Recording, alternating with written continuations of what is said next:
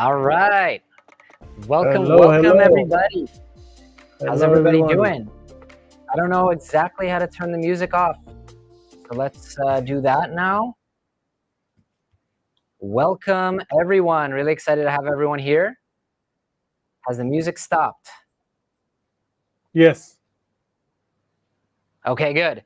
All right, welcome everyone. Welcome Nadir from CN3D. Hello. We got an exciting live stream for everyone today.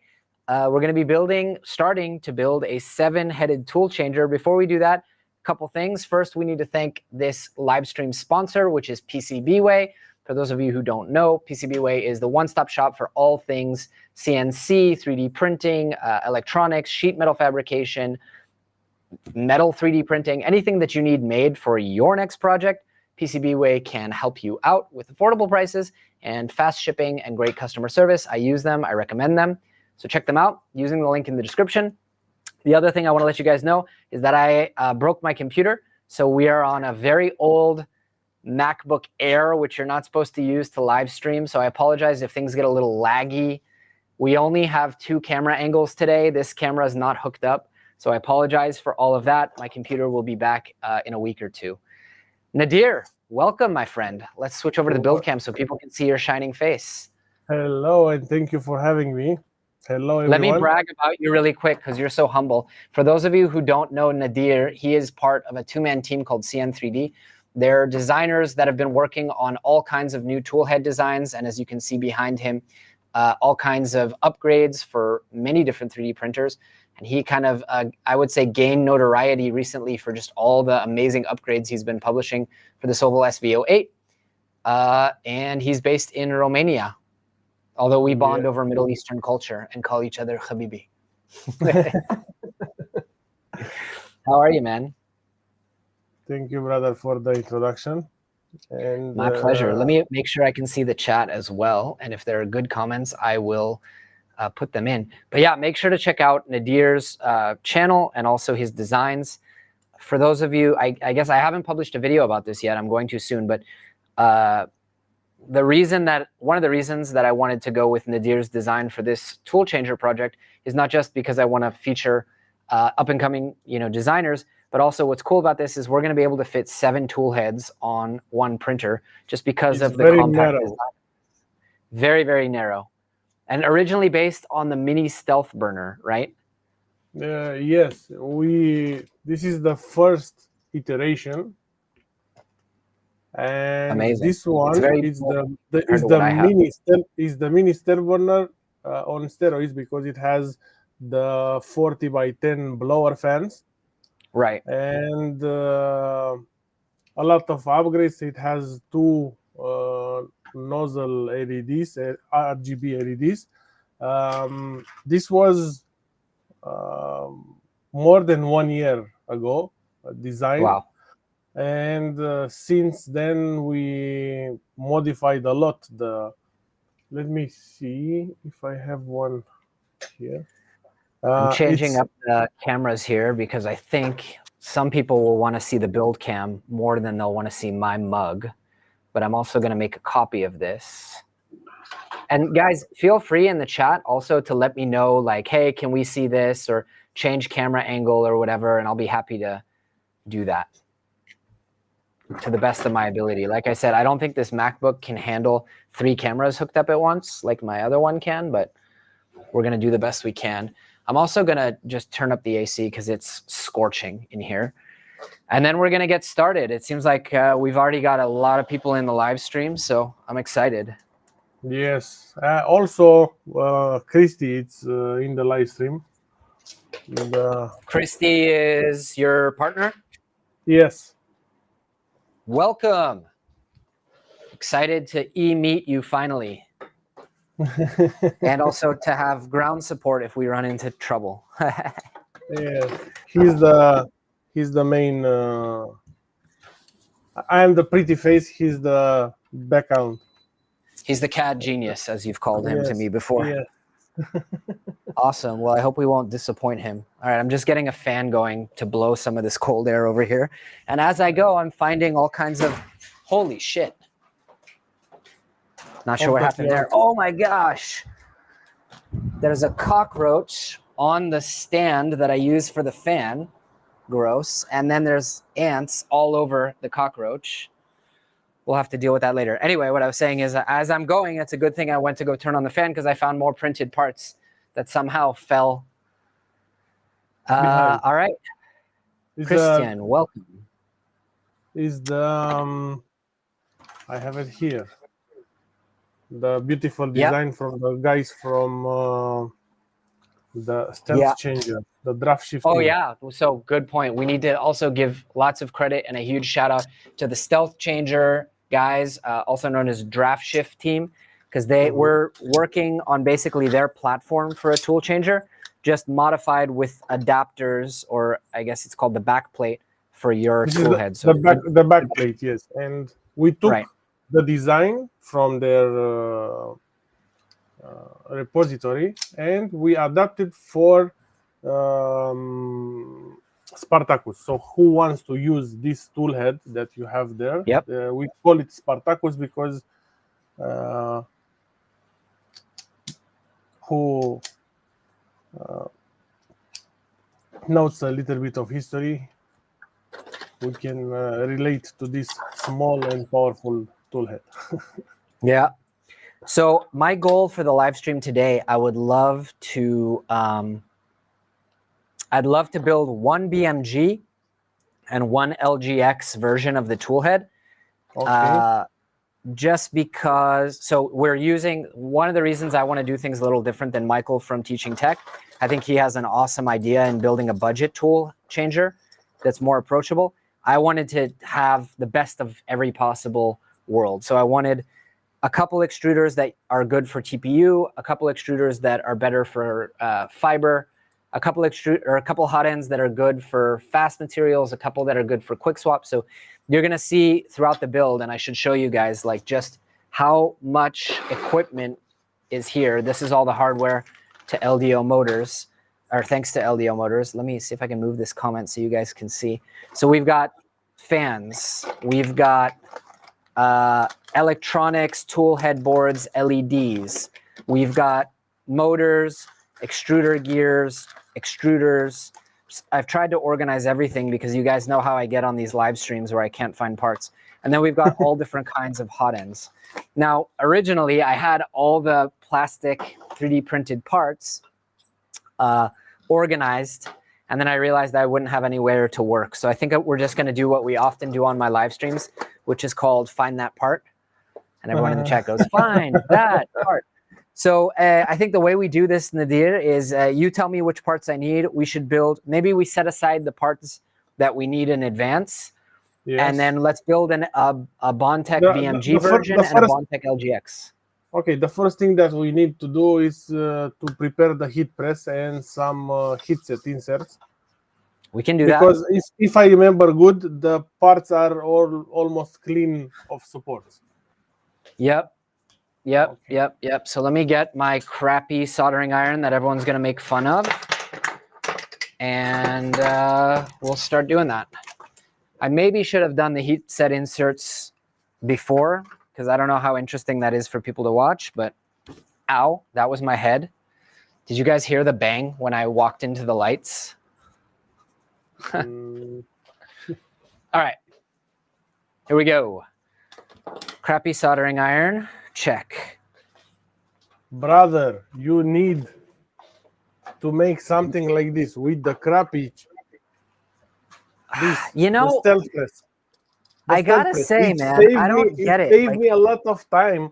But it's not that hard to just do the heat set inserts like normal, you know?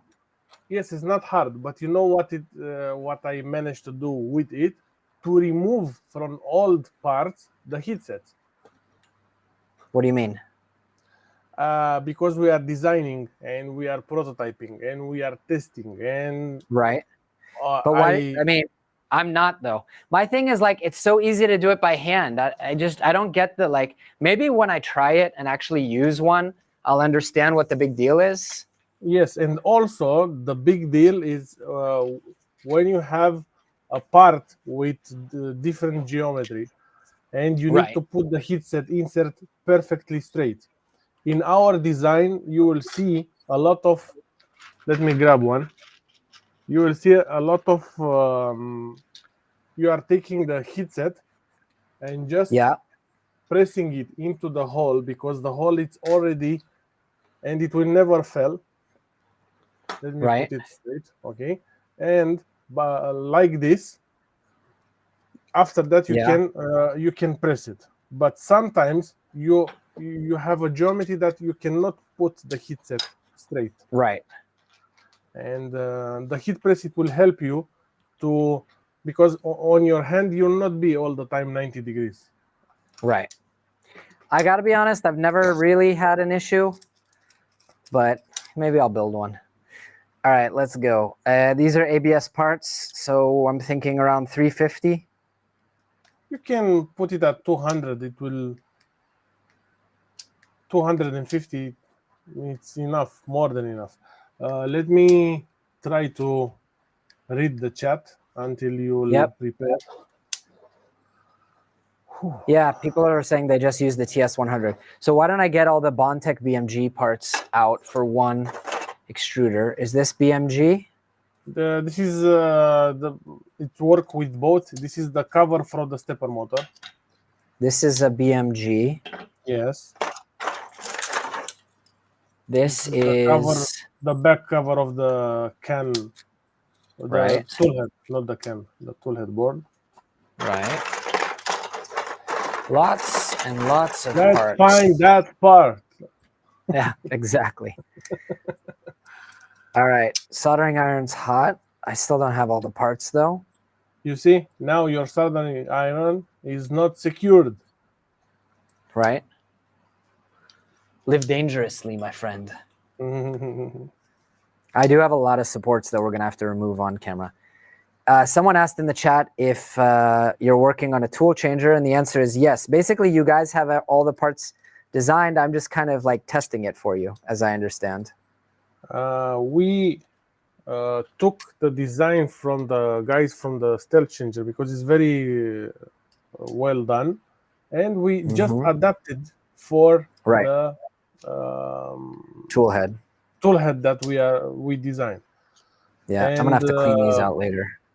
And the docking station that they made, it was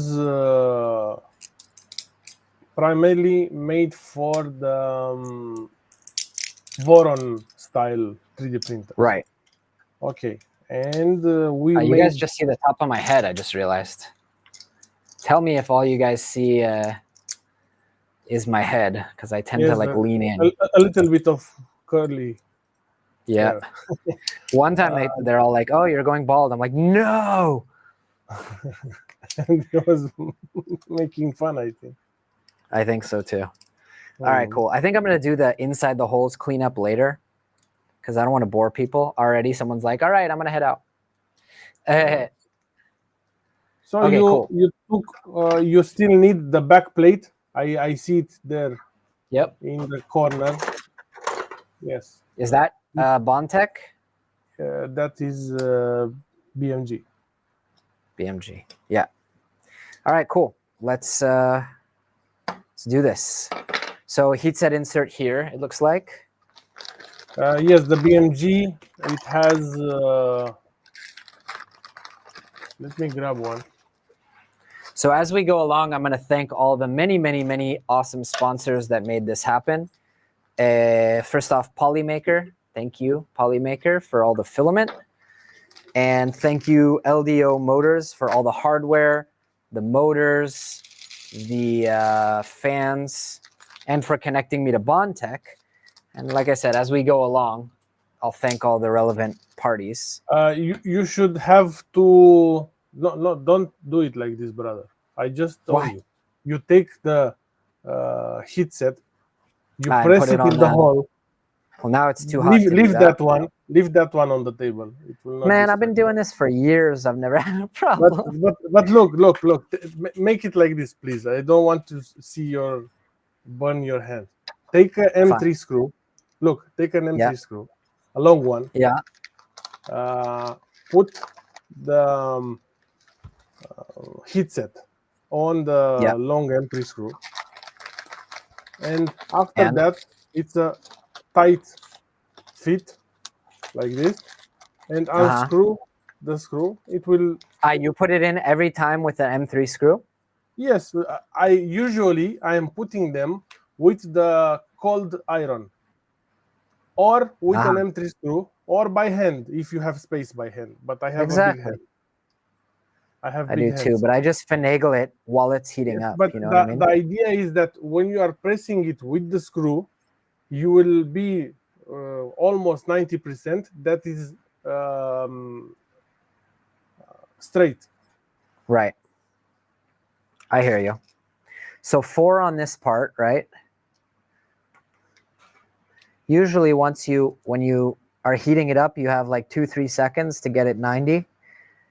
And then in we go. There is a little bit of, some of them, there's a little bit of like plastic blowback. So I'm not sure if maybe these heat set inserts are 0.5 millimeter too big, but you see that? Okay, but you have 2 types of heat set insert. You have the long one, the 4 millimeter. I'm using the short ones now. Okay. Yeah. Yes, safety first. Safety third. That's usually my motto is safety third. I was cleaning a print at work and had plastic bit fly into my eye. Yeah, that's a real thing. All right. This one you can't exactly see, so I'm going to lean over. There we go. All right, so 4 inserts on this part. I have the bearing already inserted on this one. Okay. This one I don't think takes inserts. That one. Unless there's one here. Yes, it will take one there. At the very top. Yes, and I think, let me, just a second. The restream text is because I'm just testing out this software while I wait for my computer. I think there might also be an insert here, Nadir. Let me open to see. Double check before I slam in an insert. I don't see where you wanted to have an insert. Let me show me. Yes, there. You're right, though. The geometry of your parts makes it so I can't just slam it against the table and flatten the insert.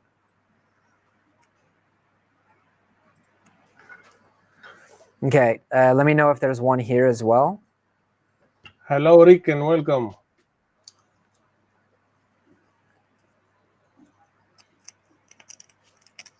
I'm going to clean some supports while we wait.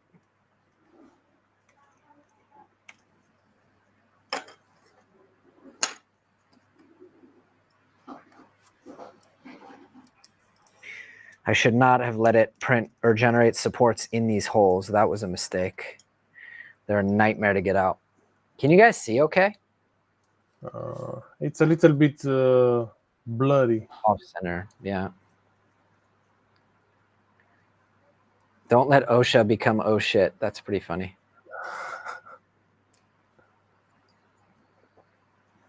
I think what we need is a metal pole to just push stuff out. Or a tiny screwdriver. Right.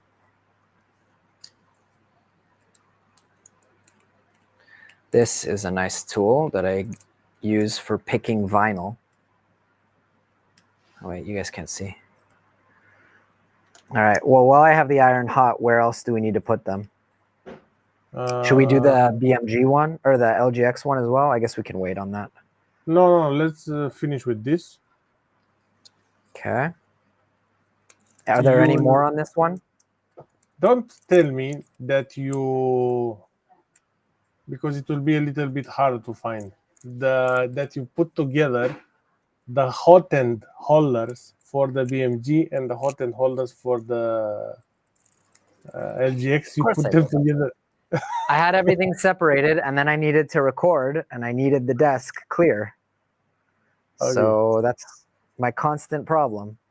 Okay, it's good that if we will put them together, we'll see the. How good I am at finding that part? Yes. All right. I also need the other side of a revo.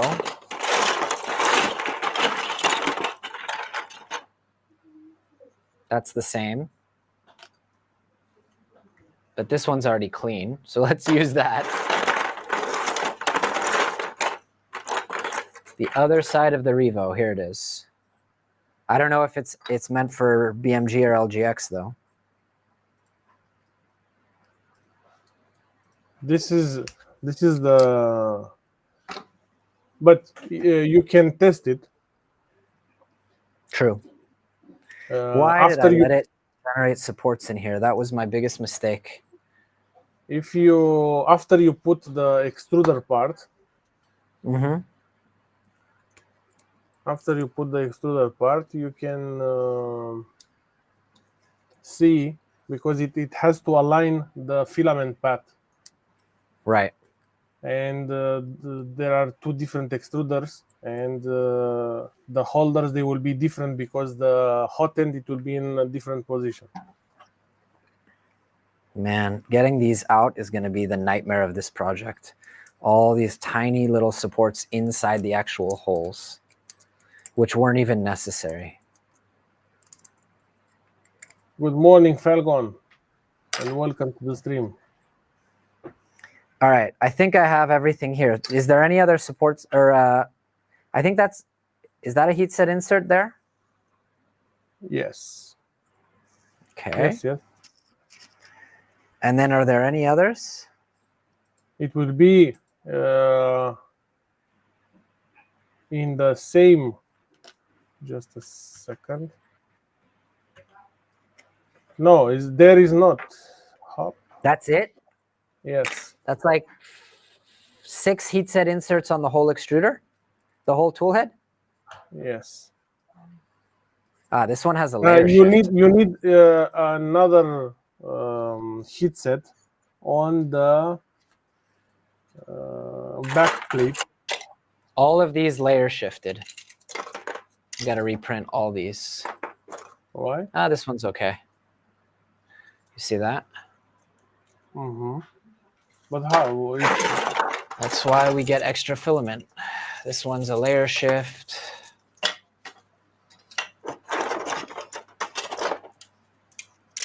Let's isolate the bad parts.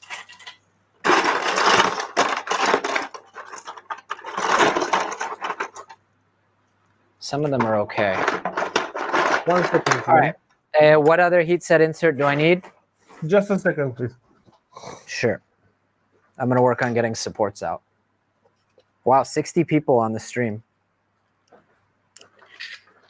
That is awesome. Especially given that it's European hours. Just a second to dismantle. Look how beautiful it is in white. Oh, yeah. I thought about doing a couple tool heads reversed, white with the gray, and then I decided, You are lazy. That is true. No, it was more about aesthetics, though. But I like the this combo of the. Me too, and I like when all the tool heads look the same. And you can play with the lights of each tool head. That's true. To know which is which, and that's true. Dude, this thing doesn't want to come out. Wow, there might be a drill bit in my future. Hello. I think a drill bit is just going to be much easier. Hello from Japan. Right back. Easier with a drill bit.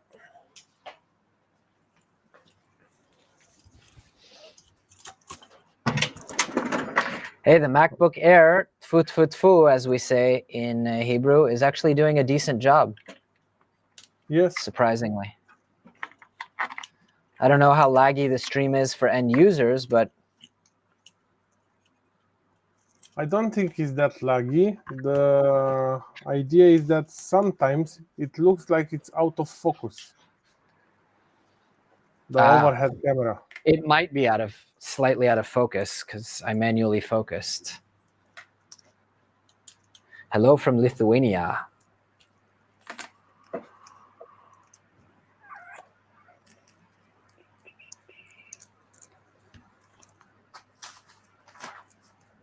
Hey, could somebody do me a favor? Because this computer can't handle opening Discord at the same time. Could someone post a link to this on Polymaker's Who Is Live Now channel? That would be much appreciated. I always post it in there, but I can't open Discord right now. It'll totally crash this computer.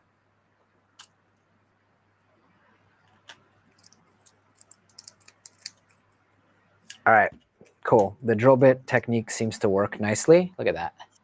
Got it all out. It's like picking your nose when you get it all out. All right, what else? Heat set inserts, because I want to turn this iron off. Okay, so in the extruder part, you have two heatset inserts.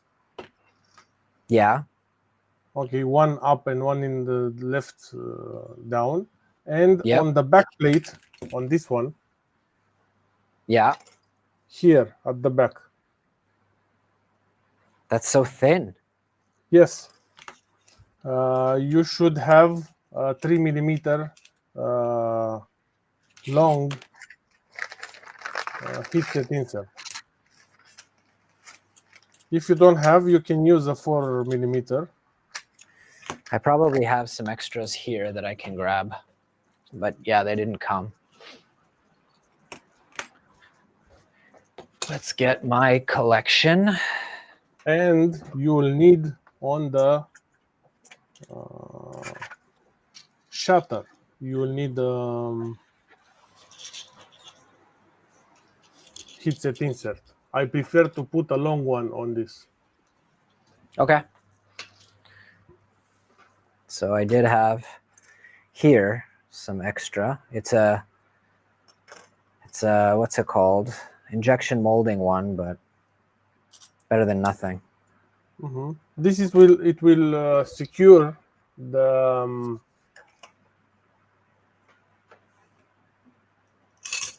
toolhead cover to don't wiggle. Got it. I need to keep my head out of the frame. The tool board, not the toolhead. Got it. Okay. So it doesn't need to be that strong. And on the stepper cover, we need to put 4 heatset inserts. The stepper cover, this guy? Yes. Okay. 1, 2, 3, 4. This is no. That one is from BMG and it has only 3. You have look at the camera. 2 on this side, okay? Yep. Okay, and here there are 2. 2 on the back, 2 on the front. Wait, show me again.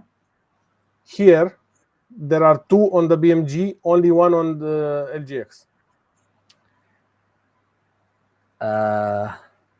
Your part looks like it's rotated differently than mine. Okay, that one is LGX. Ah, that's why. You need to have. This is the same. You need to have.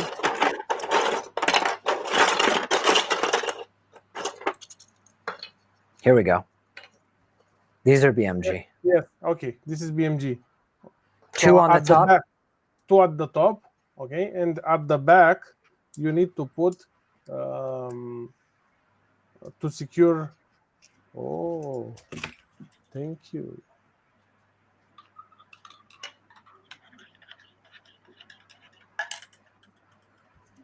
I told you to press the heatset first, and after that. I'm doing it with my hands, kind of.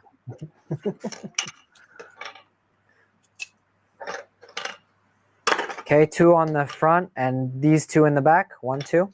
Oh, yes, on the sides.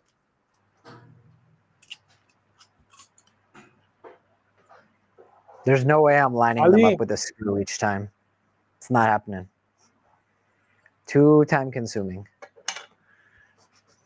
Wow, that was still hot. Safety third.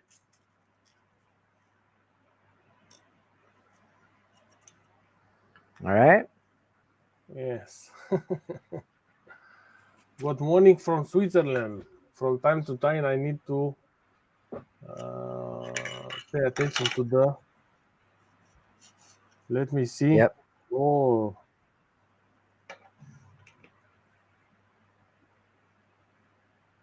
Yes, we put that one. All right. We good. That's all the heat set inserts for this one. Okay. So it looks like Christian saved the day. And he reminded me that on the BMG, we have the square. If you are looking at the here, this is square. Yeah. Okay. And the Got it. LGX, it has a thin. Got it. That's the square. Nicely done, Christian. All right. You see? Yep.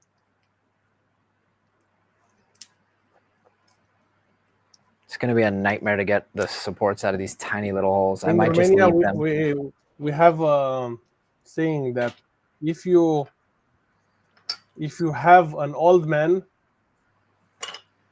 F it. If you don't have, you need to have one. Yeah. And how long have you lived in Romania? Since I am 10 years old. No, oh, wow. Since I am almost 8 years old. Wow, long time. Yes. What now? Hotend? Yes. On the Hotend, you don't need the heat set. No, but I'm saying, what should we assemble first? First, let's assemble the extruder. Okay. Okay, so you need two. That was useful. Two. Are you guys proud of me? Look how well I organized everything this time. Not like the ERCF build. Look at this for people who are just joining the stream. All the fans for the project. All the PCBs and electronics. All the extruders. We'll take one motor and we'll take one OEM set for Sherpa Mini. Thank you, Bondtech, for providing all original Bondtech parts for all the tool heads. Okay. And we need one revo. Revo. You can take two fans, blower fans. Two blower fans, 4040. And one 3030 fan. I hope these fans are to the spec that you wanted. I think Jason customs ordered these fans because they're not the GDS times that you use. They actually are branded dual ball bearing 24-volt LDO motors brushless fans. Thank you, Jason. Perfect. He literally went out and sourced custom fans. The blower. Jason always have quality parts, so I don't. Totally. He's the man with the plan. The only thing that I'm a little worried about is these motors have long cables, so I'm going to have to crimp my own because we're doing CAN bus or USB. I don't think I can remove this connector. There are pay attention because there are cables that you can remove the wire from them, and there are cables that this one that you have in hand, I don't think that it can be removed. Agreed. So I'm going to have to crimp my own shorter connection. You don't want all that. It will need something like 5 to 6 centimeters. All right. But I can solder my own or crimp. Okay. All right, let's get started. So we have all this Bondtech wonderful extruder stuff. You know what I should have done is I should have taken the one that I already took the gear out of, but whatever. Or not the gear, the bearing. The bearing. But you know what I like to do? I like to put the bearing on the actual shaft and press it with the... I did, and that's how we got it in when you and I were test fitting stuff. Okay. All right, cool. We have everything here. It's just separating stuff out so I can find what I want when I want it. Okay, you will need right. some... let me count them. There are two M3 by 25, three M3 by 25. Yeah, I just want to answer chat. So Revo made a custom, there's a custom Hotend that I designed, and I think someone's going to start selling it soon. But no, we're changing the whole toolhead here. That was an adapter for the original toolhead to run Revo. In this case, we're just replacing the toolhead with 7 new toolheads. All right, what were you saying? Sorry about that. I was saying to prepare the screws. Okay, I got screws. I have the original Bondtech screws, and then I have the ones that Jason provided. Okay, but I don't know what Bondtech supplies with this screw. What length do I need? M3 by 25, you need 2 of them. Okay. M3 by 6, you need 3 of them.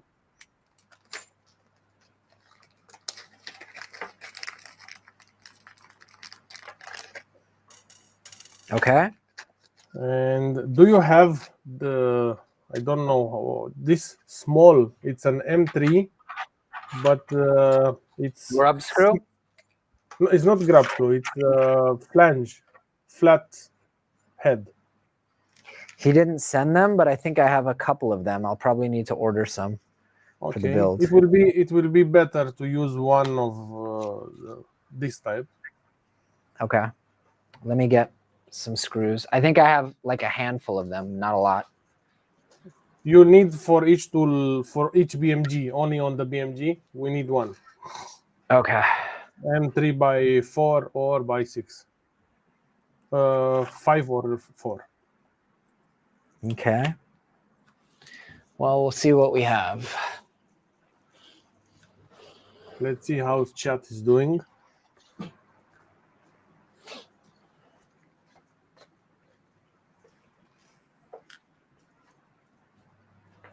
Nema problema. Here we go. Like I found you are one. Greek. I found 1. I found 2. This is my like overflow parts basket. Okay. I found 1 that we could cut down if we need to. We need 3. only 1 for the BMG, and now we are making the. But we have 5 BMGs. 4 and 5. This, friends, nope, that's not quite 5. This is why we don't throw out hardware. Even if it doesn't fit nicely into our Gridfinity setup, it's like just find somewhere to put it. I have plenty of them. I don't know where I stole them from, but I have them. All right, we're good to go. I even have extra. Ha! Don't you love it when that happens?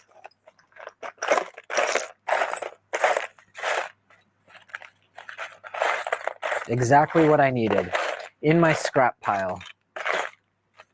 Amazing. Great. Let's go. LFG. All right, let's go. So what do we do? And by the way, if people want to do this themselves, is there like an instruction manual, or they just download the CAD and look at the blowout? The instruction, I made the video on my YouTube channel. Okay. How Cool. I assemble this, and also how I disassemble and assemble the LG X1.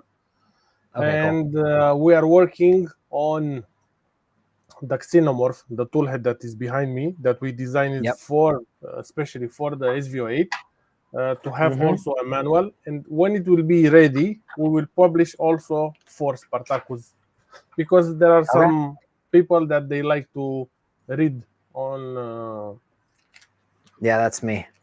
Mm-hmm. That's totally Did me. you put the heatset insert in this? In what? In the shutter? No. Okay, put a long one. I prefer to put a long one. This one?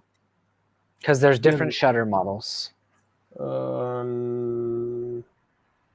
don't see which one you picked. It's focusing bad. It's a good one. It has this lip here. Yeah. At the top. Okay. Yep. Let's get the And supports out. How do you like the dolphin? The dolphin. So cute.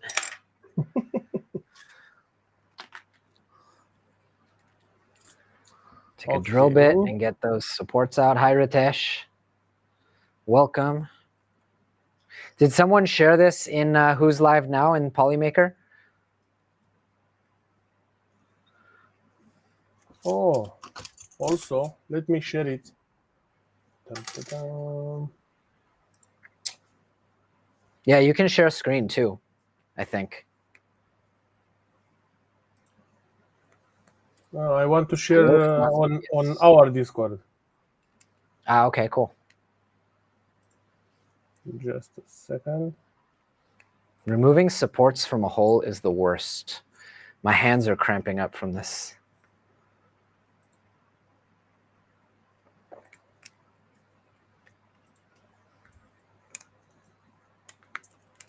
Guys, we are 72 live and only 40 likes.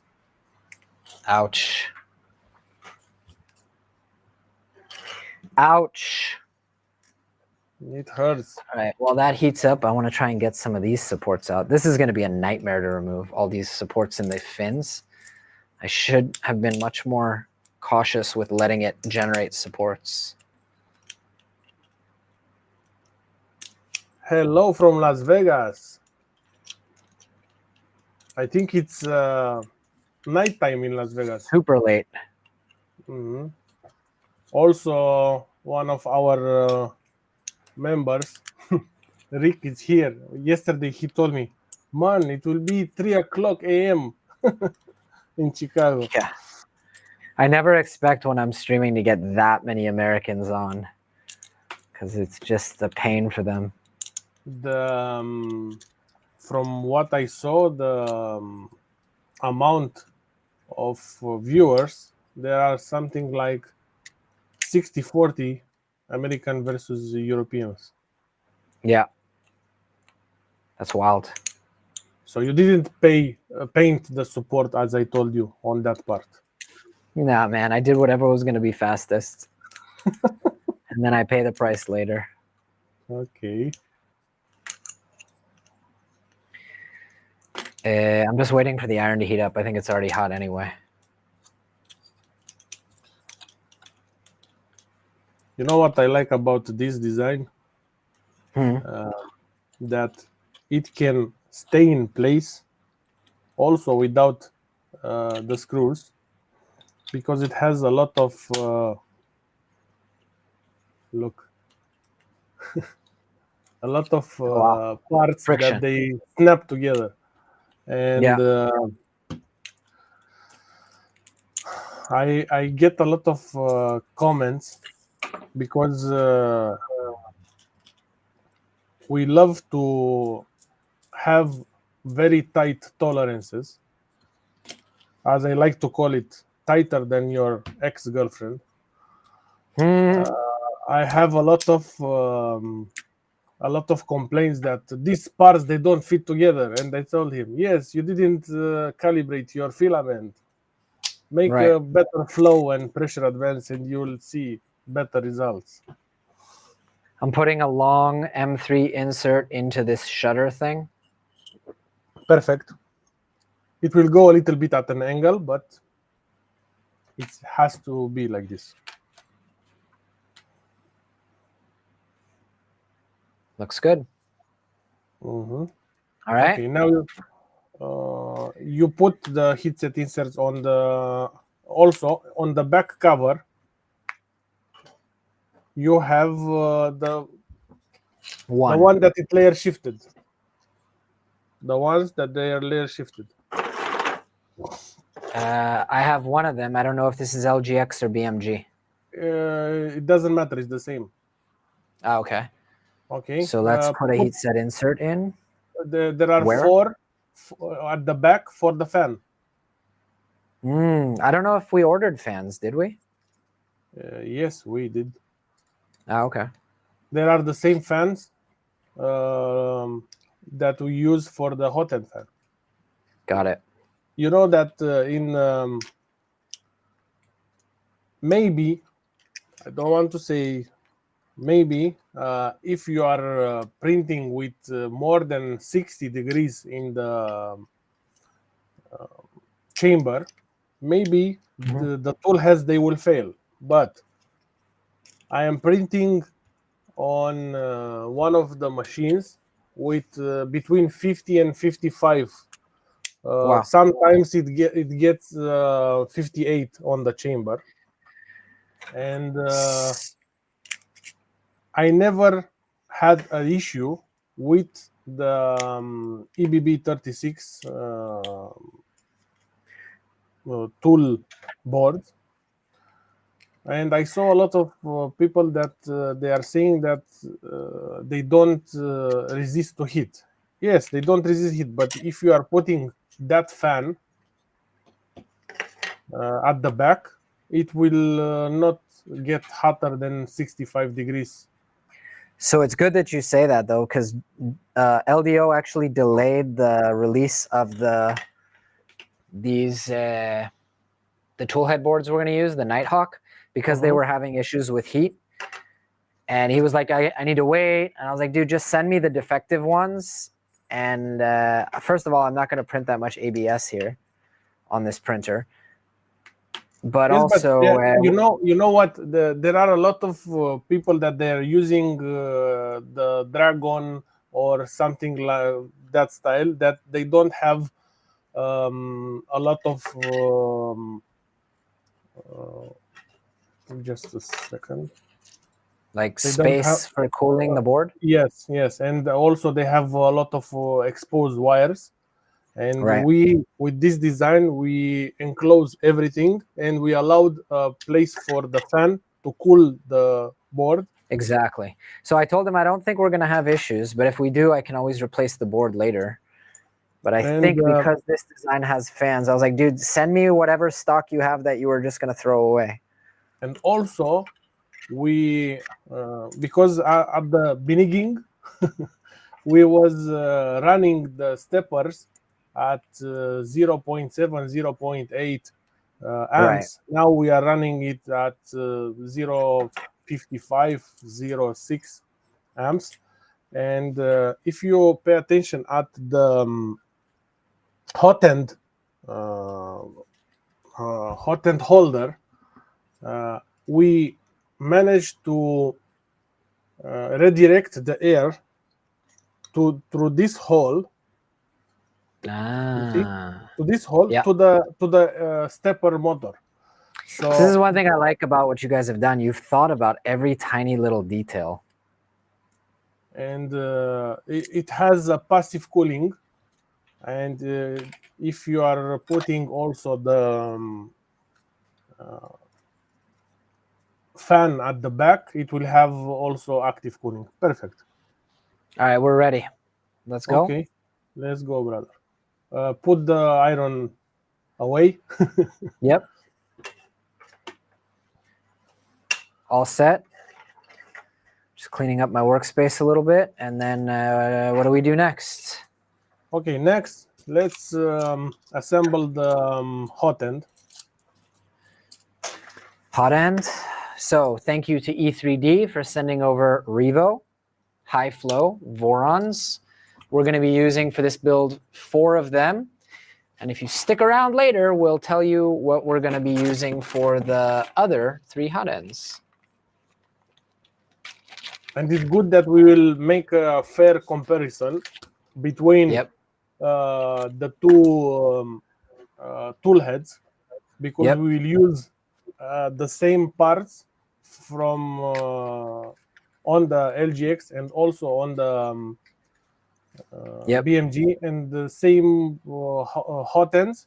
and we will see which one outperform the other. Yep. So right now I'm just installing a Revo high flow non-obsidian nozzle. We've got that nice 0.6. red Revo Voron. Thank you, E3D. You guys rock. And the Hotend is ready to go. Okay. Now we need to install it here. I don't think that this is not the right back plate. This is BMG. Yeah, but it's not Revo. This is like Fadus, I think. Yes. Or even it might be Revo 6. This is what we need. And the front part on the LGX, it's splitted. Right. Sometimes removing supports is fun. Other times when you just want to get to the project, you know, it's kind of, wow, 71 people even at this hour. That is pretty crazy to me. Yes, it was a lot of hype also on our Discord server. Cool. A lot of people, they was texting, I can wait no more. Yeah, I was surprised at the amount of people who expressed interest in the Toolchanger build. Because to me, a Toolchanger, in my mind, still feels not that approachable. You know? Like expensive, a lot of work. But then I think the fact that it's a SV08 Toolchanger, people are like, okay, well, if I don't have to spend 40 hours building the printer, then it's much easier to justify. I saw lots of people throwing shit at the Sovol. But Why? to be honest, it's first of all, for the price, yeah, it's like a steal. Totally. And it has very, very good quality parts. Yeah. And yeah, I always say, like when people have criticized me, when people criticize me for like you know, recommending Sovol as much as I do, I always say, look, it's not, it's a budget printer, right? And it's, I think, the best budget printer out there. You got to compare it to other budget printers. If you're going to compare it to an X1 Carbon that costs 3 times as much for less build volume, like, yeah, the X1 Carbon has, you know, some features that the Sovol doesn't. But in terms of build quality, Sovol's top.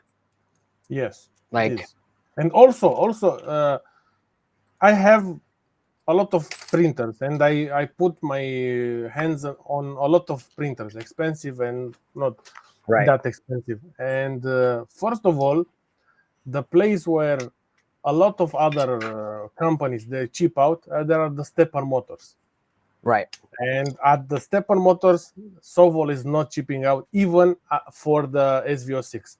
Just a second, I saw a comment from 3DHP. I think I saw your xenomorph.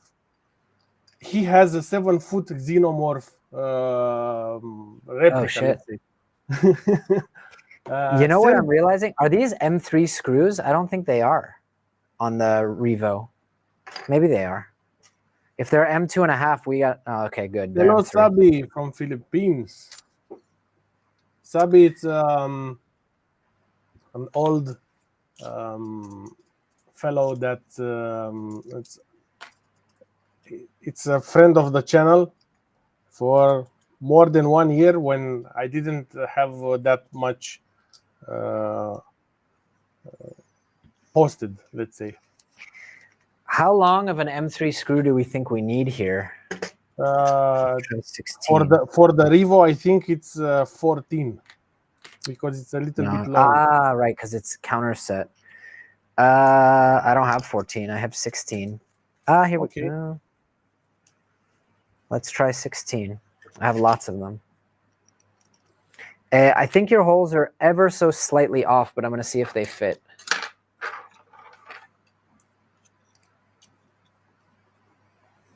I'm not sure. They should be. Yeah. I think they're ever so slightly off. Someone commented something in Hebrew, and I don't... Shalom, Jonathan. Hi, Jonathan. Shalom, sir. Wait. Yeah, no, 16 is way too long. You remember it's 14. Or maybe you can put 12 it will Yeah, grab it a little bit. Yes. Even 12 might be long, just because the countersink is so far down. I didn't have a revo Hotend on hand, and I worked with the CAD that I found online. Gotcha. So Now let's try a 12. Even 12 is long. It's going to be 8 or less, man.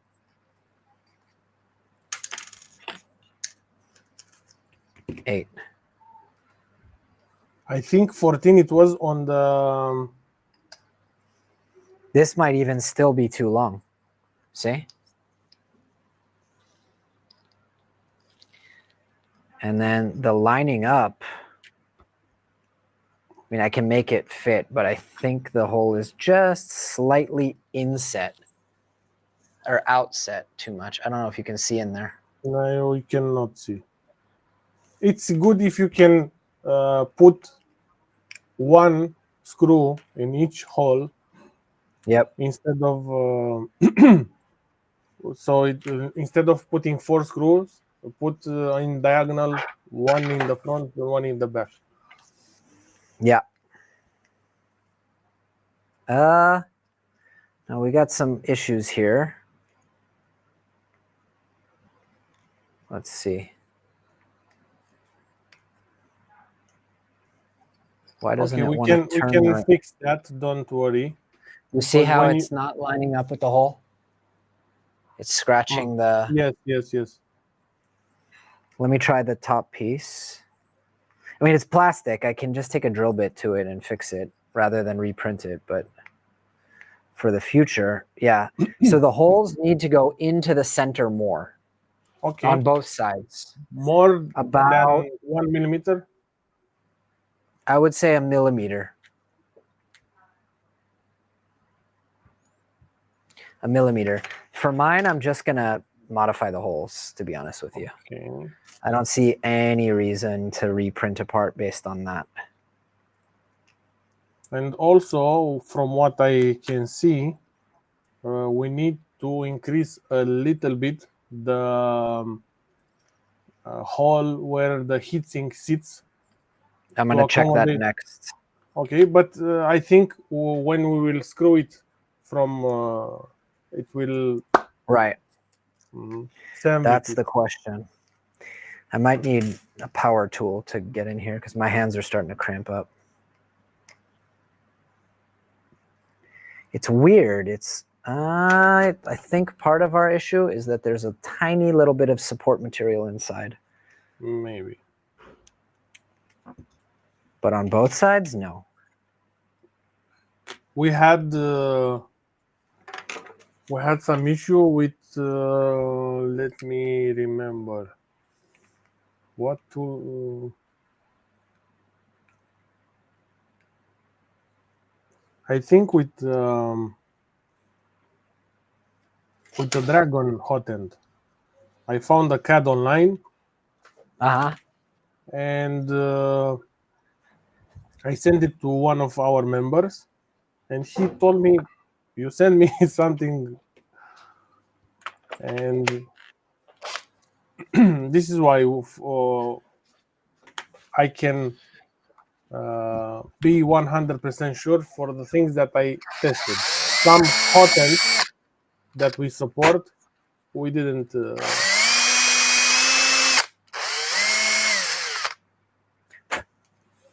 1 millimeter. Okay. Just extending the hole. Because there's 4 of them, I'm really not concerned. It's also not like Revo is rigid mount anyway. It spins around, you know, it's like a non-issue. All right.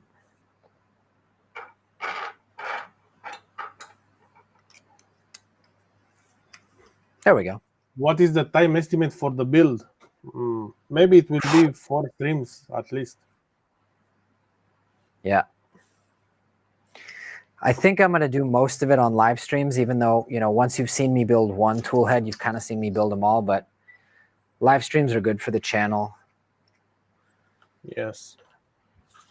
By the way, that's a good time to mention thank you to PCBWay, exactly at the 1 hour mark.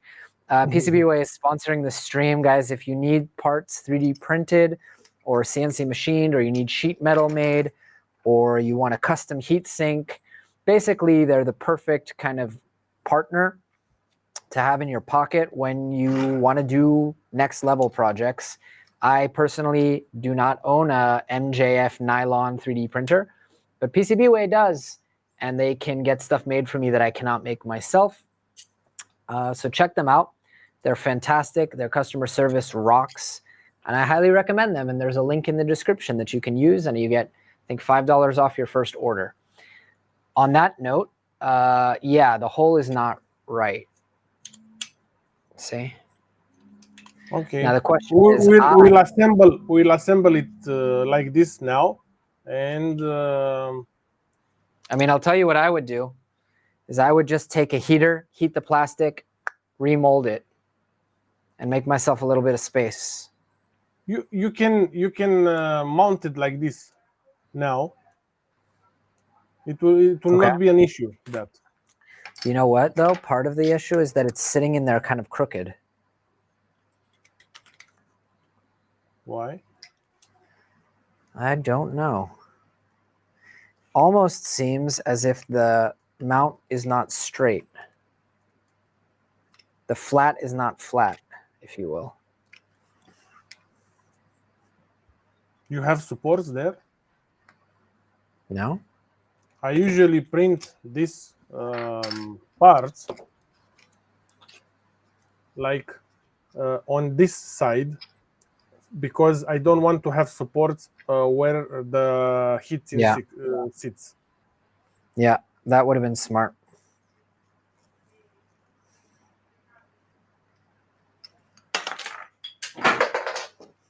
Gee.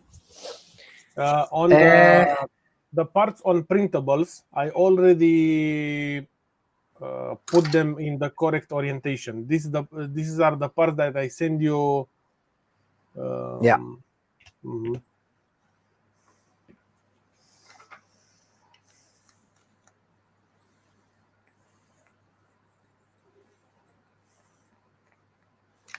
Not going in.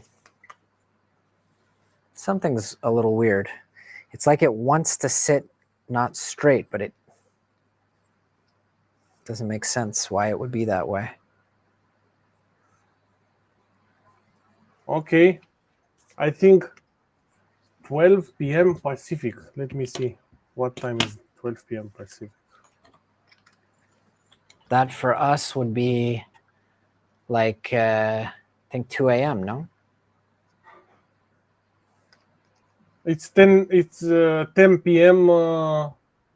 In our hour. 10 p.m.? Yes. So I think we will be awake. Something is weird here. It's not screwing in. Or maybe it's screwing in and then it's just...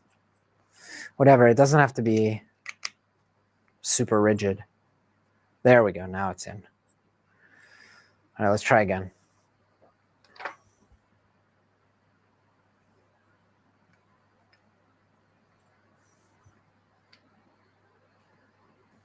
We can't see that much. I think the force of the M3 screws, once we screw it in, is gonna force it in. For sure it will sandwich it. Let me tell you something about my partner. My partner likes to do things the Russian way, the Romanian Balkanic way. Something that if it has to stay there, it will be forced to stay there. We don't allow to move. So all the time the parts, they will be under stress. Yes. To be sure that your Hotend, it will never shift, because we like to print fast. We like to print. This is why also in our Hotend design, I don't know if I show you this. Did I show you? Did. You didn't show me that it came, but you showed me. So just look, there's a pretty decent sized gap. I'm sure once we close it will be closed, but we will adjust the design, because Usually we have less than 1 millimeter. I see on your side a little bit more than 1 millimeter. But let's be honest, even if it doesn't close, it doesn't matter. It makes no difference as long as it sits flush and the hot end is mounted. Ooh, I actually, 12 millimeter was too long. I actually bent the heat sink on all 4 sides. You see that? Or 8 millimeter was too long. So I would advise, yeah, 8 millimeter was too long. I would advise that you raise up the countersink like 4 or 5 millimeters. Because that's where, remember how I was saying it keeps spinning and it's not stopping? It's because it was actually bending the heat sink on all 4 sides. Yes, this is the... I don't think it's going to damage the cooling that much, but it's not good. Okay, we can try with the 6 millimeter, but we will adjust the design. Thank you for... I would, because 6 millimeter is much rarer than 8. Okay. All right, cool. So we have this one. I'm a little unhappy that we bent the heat sink, but I don't think it's going to matter all that much. You know what? I think it will be better to use a 6 millimeter because if I will increase the space, we will add weight by putting more plastic, and also we'll add weight by putting 8 millimeter screw. True. Then you just need to. We need to have enough 6 millimeters. Okay. All right, let's keep going. So now, okay, put that apart. What do we need? Now let's assemble the extruder. Okay. I'm ready when you are. Okay, so on the extruder, you take this the shutter. Okay. Okay, and you put it in his place here. Here he is. Okay. Okay. In his place here. Yes. Which is here. Sorry, let me see that again. Here.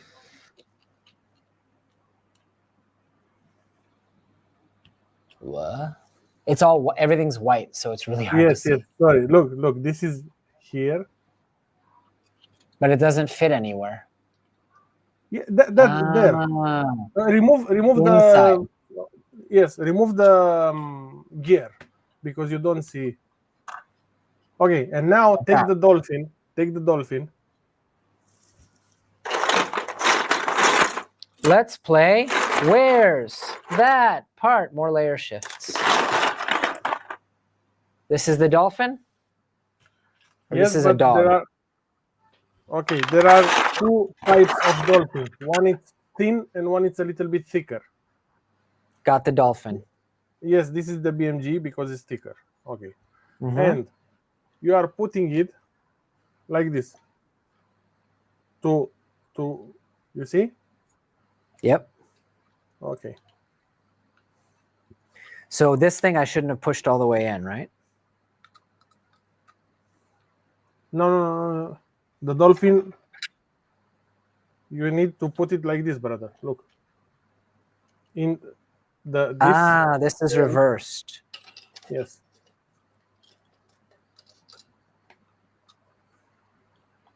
Wait, but then it doesn't fit. I'm confused. This goes like this, no? Yes. Okay. But that one is from the brother. That one is from the LGX. That explains it.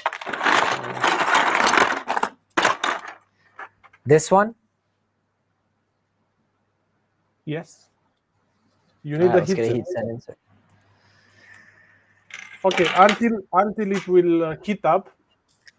Let's put the on the idler door the other gear from Bondek.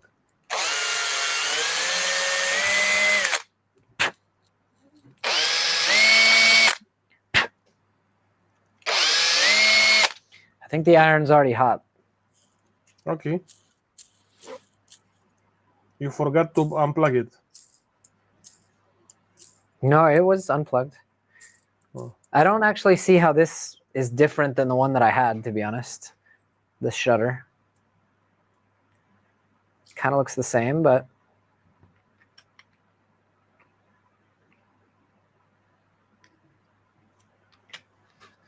Okay. That's in. Now we put this here on the... Yeah, this is the same. It fits the same. Okay. Now the dolphin goes which way? Facing left or facing right? No, the other way. Like this. Got it. And he pushes in the shutter. Okay, Yes. that makes sense. What's the length of the screw here? You don't put any screw now. Not now. Okay. Put the put this first. No. Okay. Assemble this. The idler door. Let's find it. Remove the supports from it. Is anybody still here?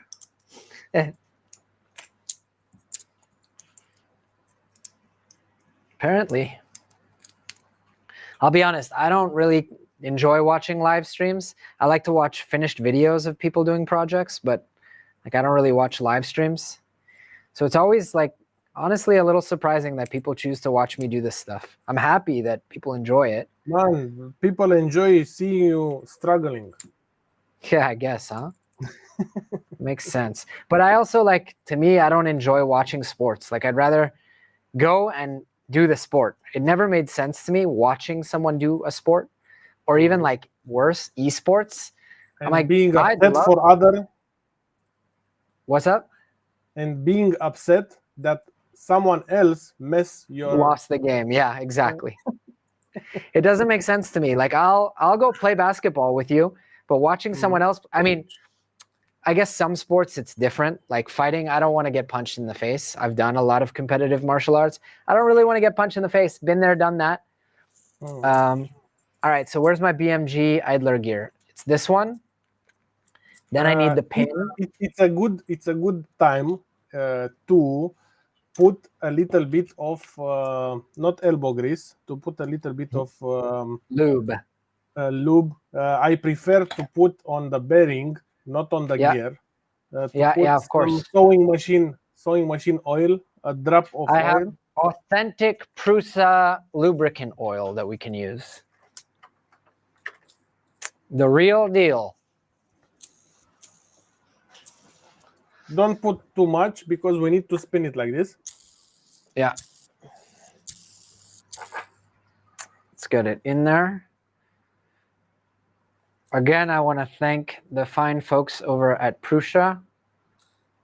Work on their printers while watching. Yeah, that I get. I watch a lot of interviews, like podcast interviews of content creation to try and improve my chops. But if I didn't, then yeah, that's when I would watch live streams. One content creator that I like to watch, and also I was falling asleep sometime because the hour difference. It's Steve from Steve Builds. I really love his way of doing and explaining things, and his calmness. I haven't watched a lot of his stuff. I got to check it out. All right, this is very similar to how you do. Brother, don't look how I put it. I put the shaft in the bearing. Just a second. Here, like this. Like that. Okay, and snap it in place. I like my way.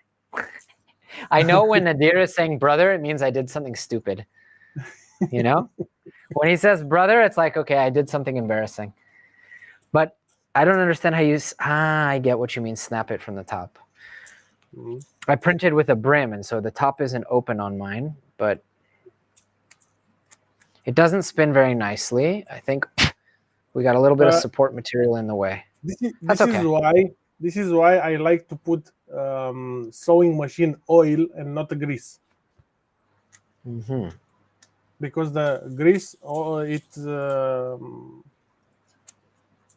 will not I have allow oil here too that we can use. But it's not a problem. So I don't like how when it goes to one side it hits, but it has to have a play. Look, it has play. Yeah. Yes. Okay. All right, cool.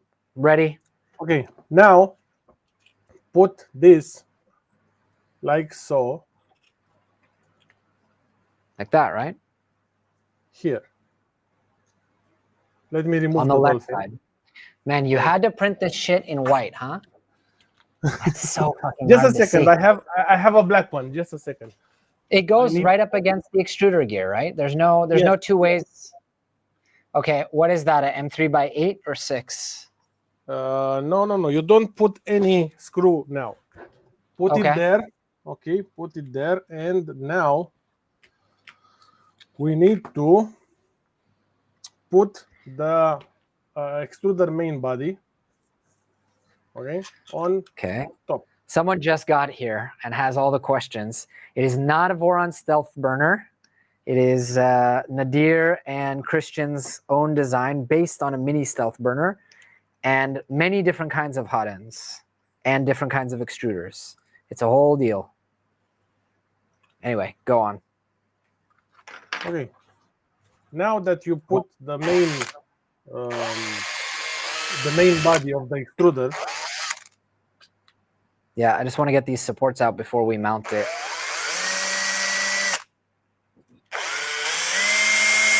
I'm at the point where I'm removing supports with a drill. That's where we're at. But then out of the filament path, I need to be very careful not to warp it. The filament path, you can use an M. Exactly. I'm just using a, what is it, 1.5 millimeter screwdriver. Yeah, perfect. It's an Allen key, not screwdriver. It looks Allen like driver. a screwdriver. Yes, Allen right. driver. Come on, buddy. Well, I got it out of one side.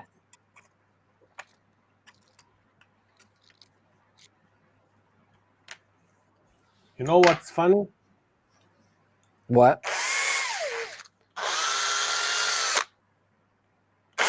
There we go. You are butchering the design, brother. Nah, I just took out the supports. Look how clean I got it. I don't see the light. Yeah, it's clean. Okay. It's just so much easier than trying to get in there with a pick and take everything out. Okay. I still have some small pieces. Prepare the M. Let me remember. M3. I just want to make sure filament can pass through here, because if it can't, it's going to be a nightmare to do it once it's mounted. It can't yet.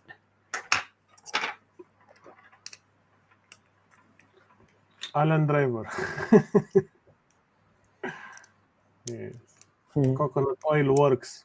You know what's better than coconut oil? It's let me remember.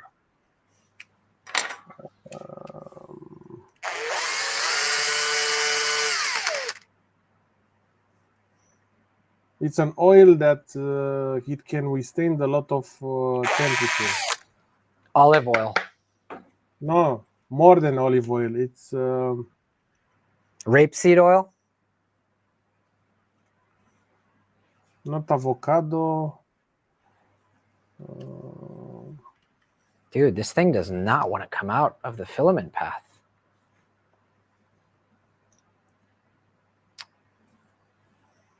Let me show you something.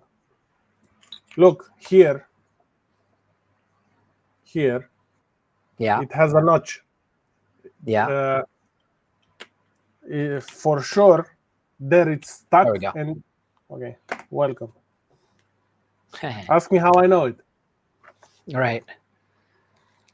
There we go. Now I can actually see in there. Okay. See through it. Okay. WD-40. So WD-40 is not lubrication. It is a water displacement product, hence the name, water displacement formula 40. Yes. It doesn't lubricate. It just removes water and rust. Beware. Mm-hmm. Know this, man. I was using W40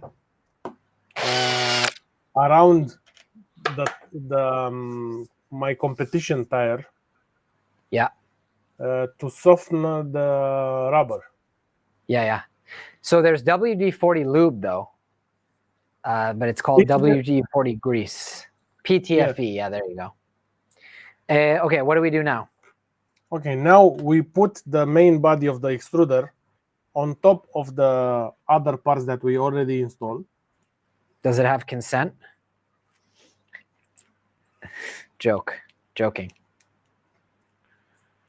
All right. I have an SV08, but what scares me the most is the firmware flashing. We the haven't gotten firmware. there yet. The firmware is not a problem. You can use the stock firmware. Otherwise, I don't think this is the right part, man. yes. It goes this way? Yeah, okay. Okay. And it will snap fit. One would think that it would, but I think I have to remove some supports, maybe. From where? I don't know. Yes. It's not snapping. This piece. That there piece, must be... it has the triangle. Yes. Yep. I didn't see it. I printed on a smooth plate, and you can barely tell. Okay, so let me go back to the question of pile never. You can printed with resin. Are you kidding me? No way, man. Resin parts can't withstand the forces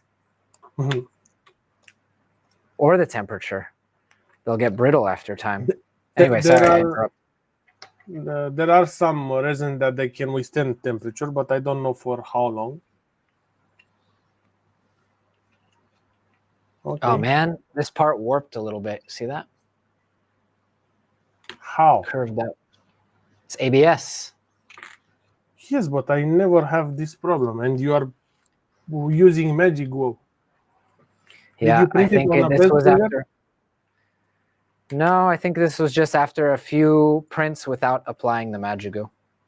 It's not that bad. It's really not that bad. But yeah, that's ABS for you. All right, cool. Tell me I get to put a screw in now. Shit, yes, you know what? I haven't been recording any B-roll. This entire time I haven't recorded anything. Okay. We should get on that.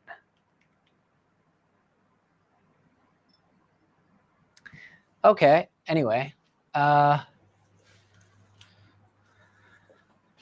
Okay, what's next? Next, 2 M3 by 25. Brother, your overhead camera, it's blurry as fuck. Because I just added another light. Okay, but that's blurry? Adjust the you focus. Mean it's moving? Adjust the focus. Focus. Here it looks focused. To me, it's shaking. Yes. That's just because I touched it. Okay. Yeah, I touched it. All right, M3 by 25. 2 of them. I turned on another light. Okay. 2 of them in the top of the main body, left and right. One, it will act as a latch to secure the latch and also to sandwich all the parts together. And one, it will act as a key for the latch. You got it. Oops, my dolphin just went away. The dolphin's trying to escape.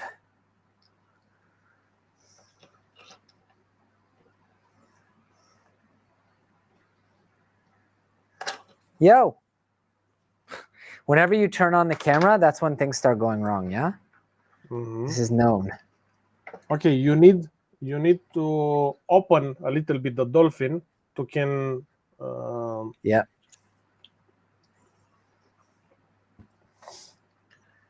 All right. Just wiggle it a bit. I totally forgot about the other camera that I'm supposed to be using to record. We spoke about it before, but... I know. I've just been focused. Oh, shit. What was that popping sound? No, the idler door. Okay. All right, and this one is for the latch. Okay, don't over tight it. That one, yep. It will act only as something to grab the latch to grab. Yep. Okay. But it does need to be straight. And now you can open the latch and see how everything works. Hold on, I want to tighten this one. It's very far away. Hold on.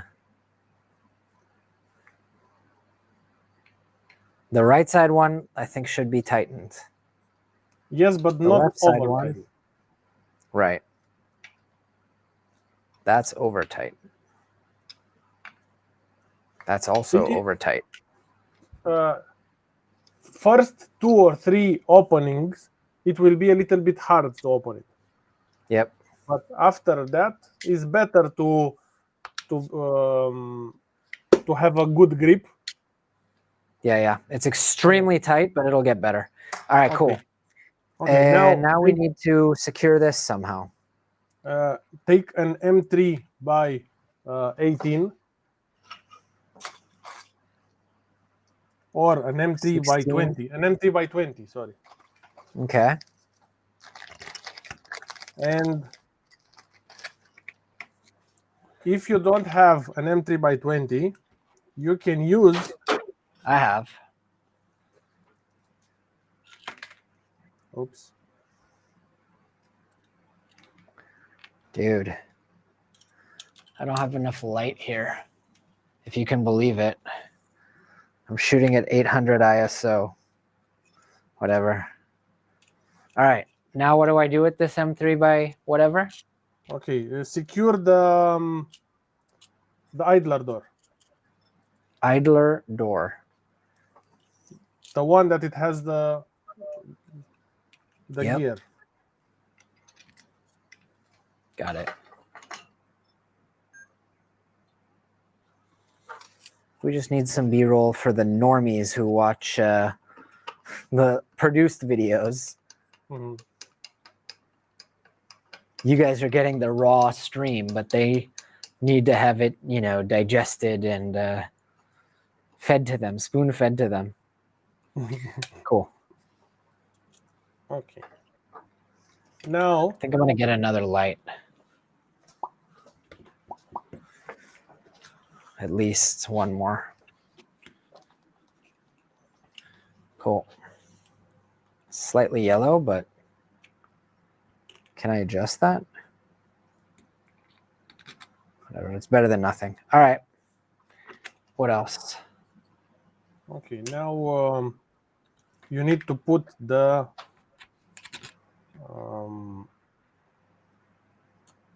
main gear of the extruder. Yep. Okay. You need to put the other bearing On the back end of it? Yes. Let's make sure we have the bearing in there to begin with. Yeah. I don't want to be a normie. So I have 2 extra of these bearings, the internal bearings, which is weird. I'm not sure why. Because the first one, the small axial bearing. Yeah. Yes. The axial bearings, exactly. All right, cool. We have this. Now I imagine you're going to tell me that this needs to go on the back. Yes, exactly.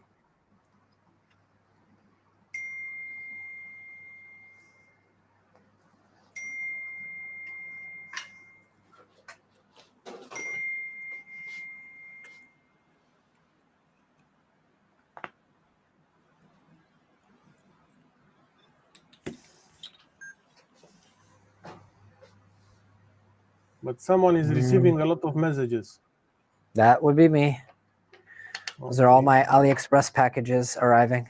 All right, that's that. Ooh, clicks right in. Almost as if it was designed that way. Now take the small screw with the flat head. Mm-hmm. Okay. It's a 4 millimeter. It can be 5. and secure the back plate from not there, up, not there. Here. Yes.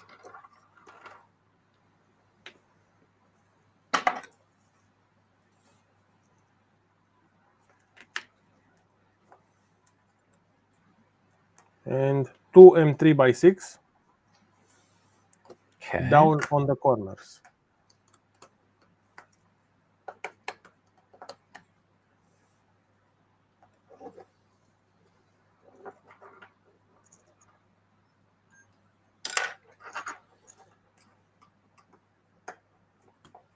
Oh, that's nice. Very satisfying. M3x6 on the sharp edges here. Yes. Something isn't pushing together. There we go. Corners here. Yes.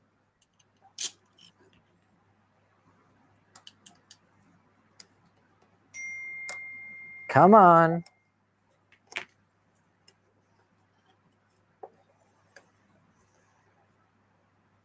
I do like how it all clicks together, like you said.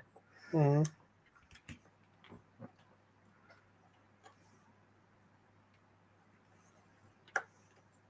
How we doing in chat? Good. Dude, AliExpress is the bomb.com. I buy everything on there. Everything. I know there's going to be people who are like, support your local hardware store. Dude, my local hardware store wants like 25 cents a screw for these little ones. Like, sorry. That shit's crazy. I buy from local because I found a supplier that gives a good price, but they don't have all the M3. They stop at 40, and they start from M3x8. So if I want an M3x4, M3x6, M3x5, they don't supply. Right. Hello, Adrian, and welcome. So this screw doesn't want to go in. I know what you want to say, which is it's because you didn't use a heat set insert press. But let's check. You know what I also like to do sometimes? The heat set on the main extruder body, one of them, I like to put it from the other side. This isn't an M3x6, man. The insert is here, all the way in here. It needs to go all the way through and sandwich it.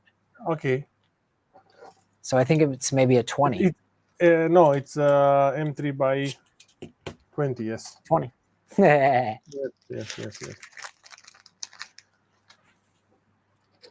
And you know that the socket head sticks out a little bit, right? Yes. They have room. Yeah. Are you guys happy with all the camera views? Now it's looking a little bit better. Good. But also, I don't know who said that also he's seeing your overhead a little bit bloody. I can turn off this light. It's going to shake for a second. Sabi, I know. I also like to organize in small bins like this. But when you start more than one project, it will be... You know what I can do?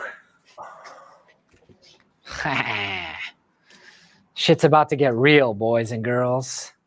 Shit's about to get real. Dun, dun, dun, dun, dun, dun. Dun, dun, dun. 40-watt light. Boom, boom, boom. 40-watt light.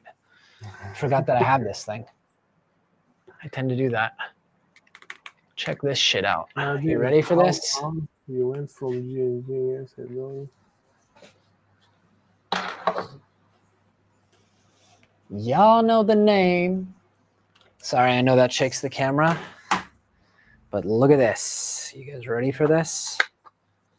Wow. Mini balance. I have a question here from Balador. So Spartacus, it uses also the BMG gears, and we have also an extruder for the big gears for the LGX. So it's a very versatile tool head. They look the same, but they are completely different. And this was designed. Look at that. It's more than 1 year ago, and the BMG gears with the tweak that we learned from Mihai design, we don't have that much artifacts on the. Let me show you a print. What do I do now? I'm in a bit of a spot here because now it's blocking the camera. There we go. Look at that. All right. I don't know if the camera can fix it. Let me bring it. Look, this is the quality. Amazing. Okay, that we get with the Spartacus BMG. And I can put the harsh light how much you want. It's still not enough light here on my side. Fucking hey.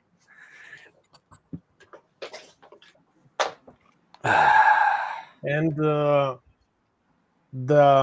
we made an adjustment at the idler door to stay at an angle, 50 degrees angle, to bite better and to don't deform the filament that much, to don't have artifacts.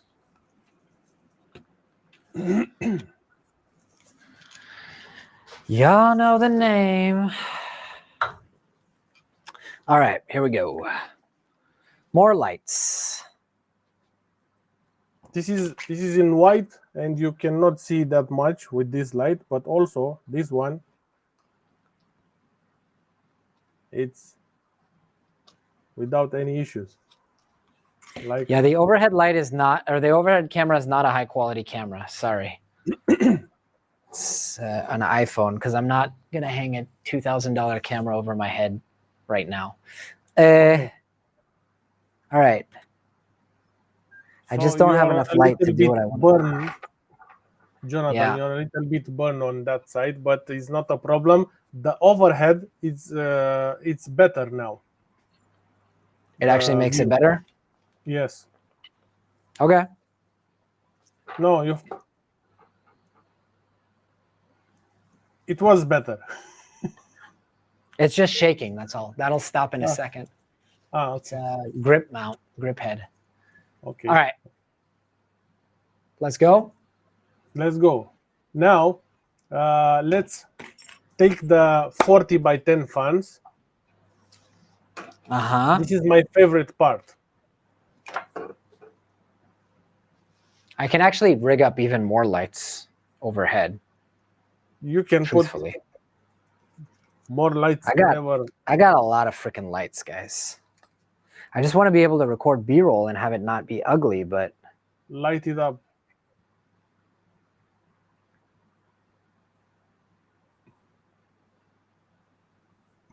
You know agree what? with you, Gergo. I have 7 more tool heads to build, and I can record B-roll then. It's fine. Doesn't need to be the first, the first priority right now. All right, let's go. Okay, take the 40 by 10 fans. Okay, and be gentle. Remove the lid of the fan. No. Leave the tool down. There's support inside. Yes.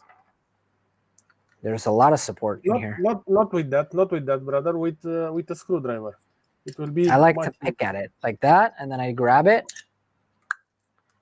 Okay. It's my patented technique, man. Okay. So you take the sharp side, and then you have a grabber and pop.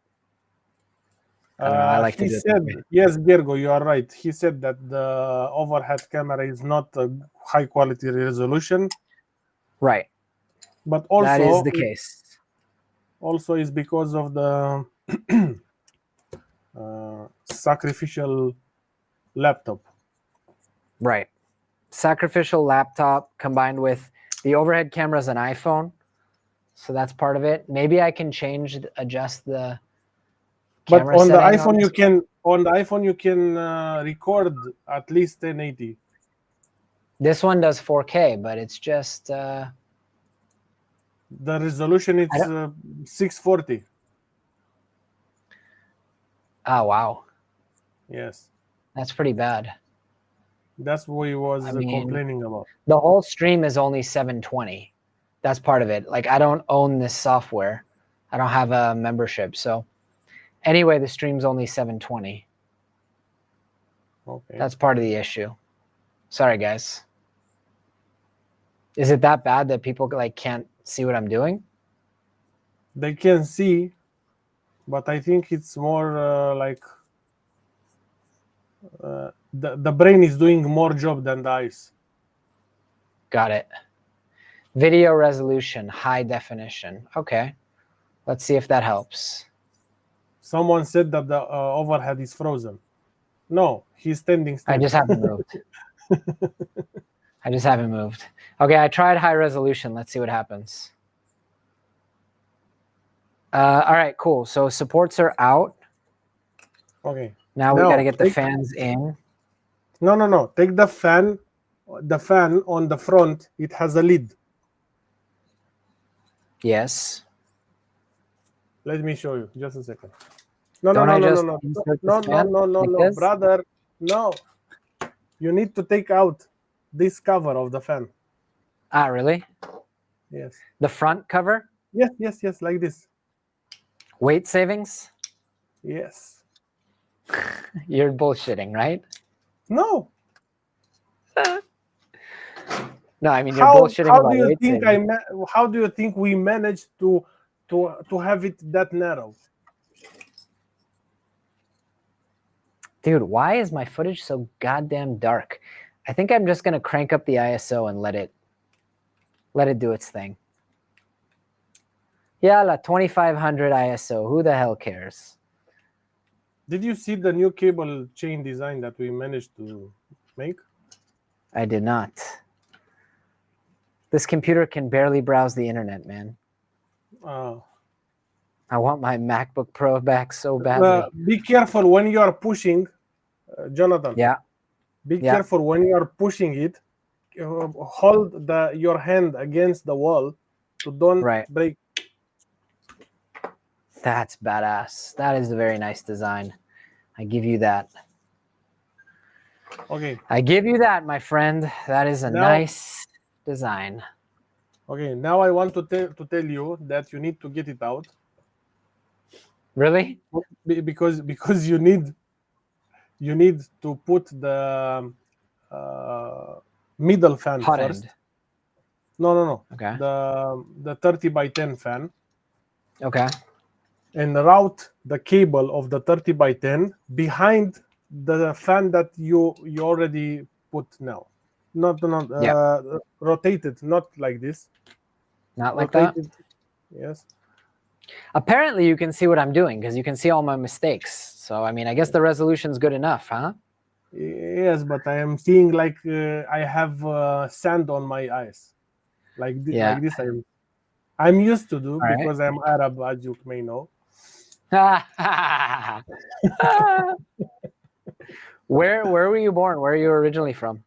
My father is from Iraq, and my mother, she was Romanian, and I was born in Libya. So I am a mix of 3 continents.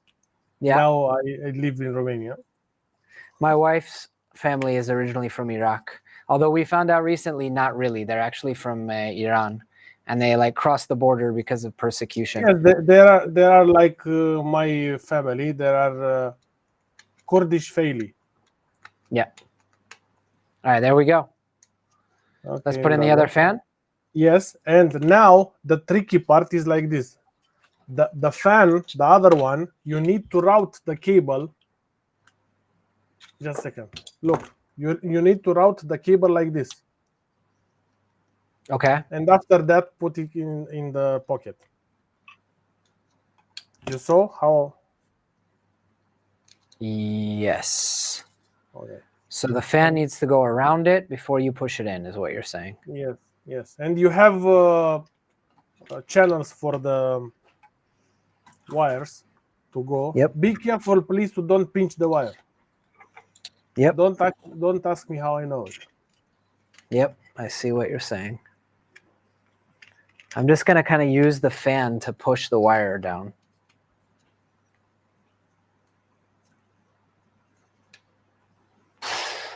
That's a tight fit. You can see the wire down there.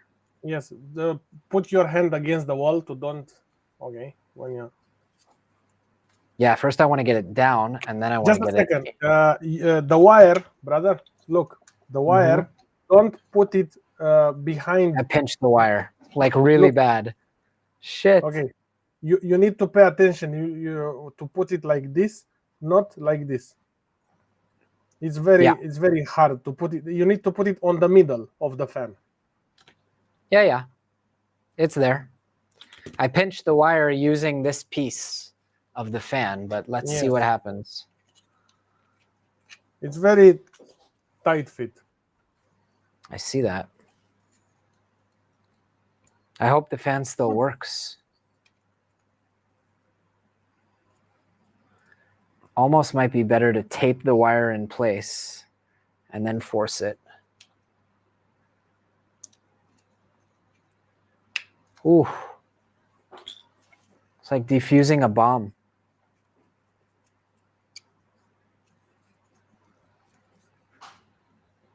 Nah, man, it's up against the wire. It's damaged. Look how much it's damaging the wire.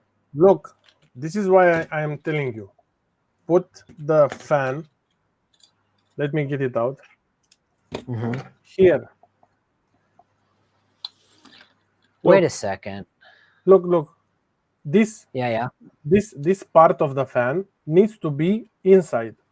Okay. Here. Yeah. Because you have that, and the wire should be behind it like this. Right. So why not just put the wire in first with the screwdriver and get it out of the way? You can do this as well. I'm hoping the fan still works after the way I pinched the wire. Yeah, let's get the wire out of the way. Get it under that bracket. Mount. And then slide the fan in. And then pull the wire tight. Or pull the wire tight now. I've damaged now the wire in 2 separate places. So I almost feel like I should test it. They will withstand some damaging. Okay.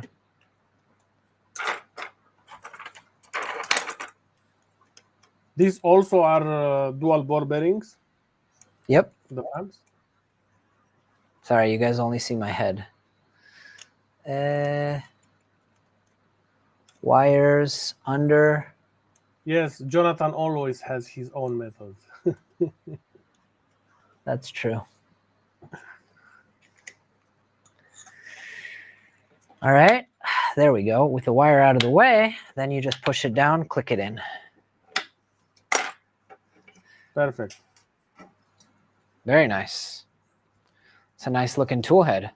Okay, now put the...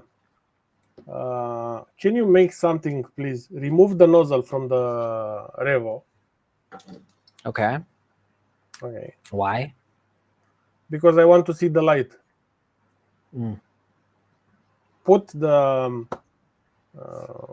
Hotend in the place. Be careful to don't pinch the wires. Okay. What's front and what's back? Then this That's is the front. back. No. Other. Like this? Yes.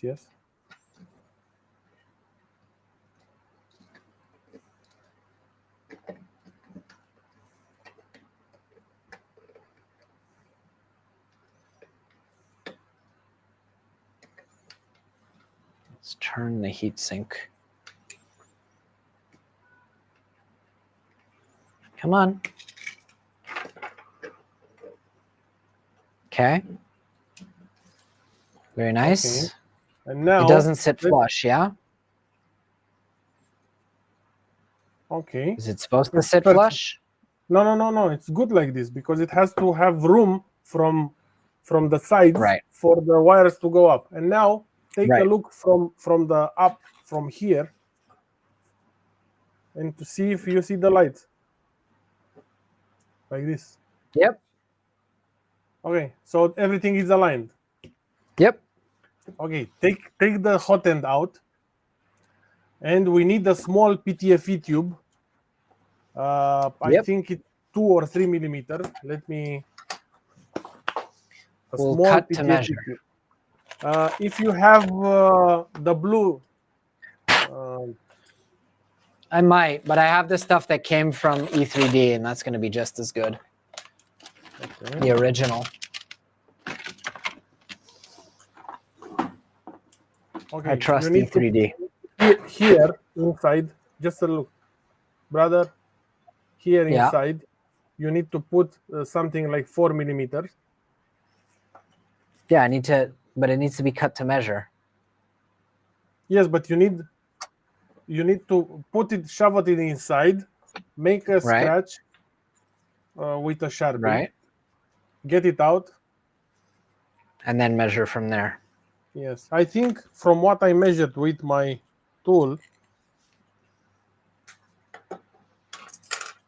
it's of 4.5 millimeter.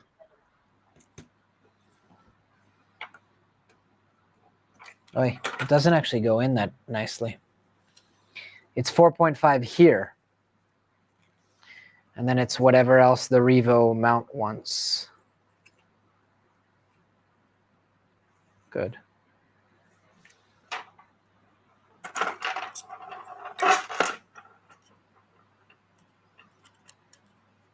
Just a second, my baby is crying. I want to check. Yep. Just a second, please.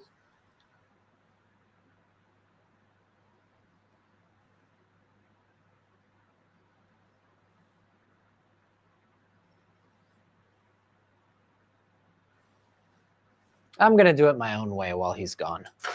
Anyone surprised? I'm just going to cut it here, and then we're going to leave it too long and cut it shorter each time till we get the right height.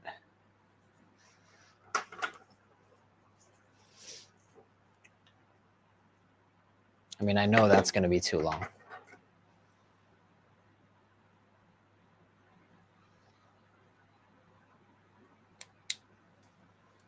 Okay. I like to bore out a chamfer in the PTFE tube. Makes it easier to load filament, but then you have to be extremely careful to get that out. I'm coming back in 2 minutes. My no worries, take your time. Wake up.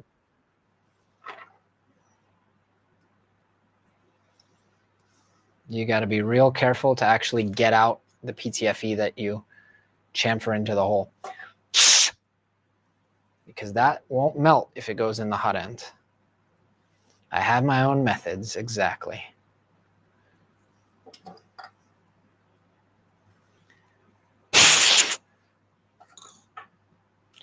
Why is this so much harder than doing it on the Voron? It's not harder. This is about the same as building a mini stealth burner, maybe a little bit more complex because it's got more fans and stuff like that. Well, actually, no, it doesn't. It will have more fans once it's done. Okay. You know what? You need to cut that flush. You need to cut it flush. Why? It's sticking out. It doesn't have to stick out. You don't? No, I am putting a separate one here. A small one here. You put two separate ones. It's not like the Voron. We are not putting this like this because we have this channel, and we need to. I get you. So it's two separate PTFE tubes. Yes, one it's 4.5 millimeters, almost 5. Yep. And the other one is depending on the hotend that you have. You Yep. have to measure it. Yep. You will need a 6mm drill bit Okay. to There goes that light.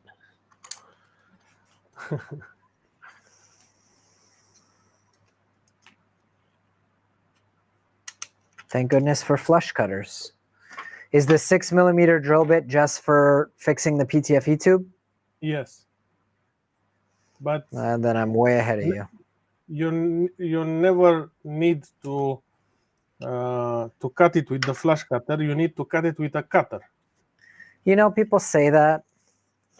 Yes, but you'll have problems when you unload and load filament if you do it like this.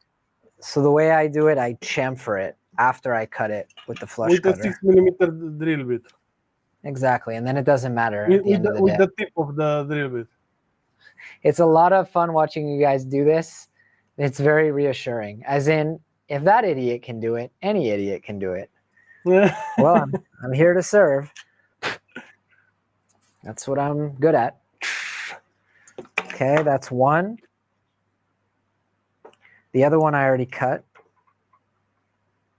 before we knew that it needed to be flush. Yes, We can do it with an X-Acto knife. It's a razor. It's a good, but also this tool. If you ever bought a Capricorn tube, this tool is very. And also you can cut it with X-Acto knife blade, something like this. Don't try to cut it with the bread knife. Yeah. Now we need to get all the little remnants of PTFE out because those don't melt. Rick, what time is brother? How long we will be streaming? Because however long you want. I still need to build an LGX, but we could do that on another day. No, the LGX, it will be a little bit easier because you have experience now. True. But however long you need, I can also keep going on my own. 1 hour and a half, I can stay. Okay. So this goes in now like this. We don't see anything. Sorry? Yes. Yes. Okay, let's get those. Be careful with the wires from the fans. Yeah, they're routed. Okay. You see, you have two small pockets down for the LEDs. Yep. You want to install the LEDs now or later? How much harder is it going to be to install them later? It's not hard, but you need to get the front face out. Yeah, I don't particularly want to wire up LEDs right now or solder them, but I feel like I should. Let's make the extruder stepper motor and the tool board on this, and we will make the lights later. Yeah. All right, let's do it. Now let's put the stepper motor. Let's put it in this place. Okay. Woo! Let's clean out our supports. I didn't damage it. It's pretty hard to break a stepper motor. It takes a lot of skill. I did hear snug supports, and that was a mistake because now they're really hard to get out. I told you you need to paint support on that part. You don't listen. Yep. Nope. That is my problem. That is my problem. And then I go to like parents, counseling or whatever, like to help me, learn how to deal with my son. And I go, God, I don't know where he gets it from. He just doesn't freaking listen. And my wife and the The counselor look at me and they're like, "Oh, you don't know where he gets it from?"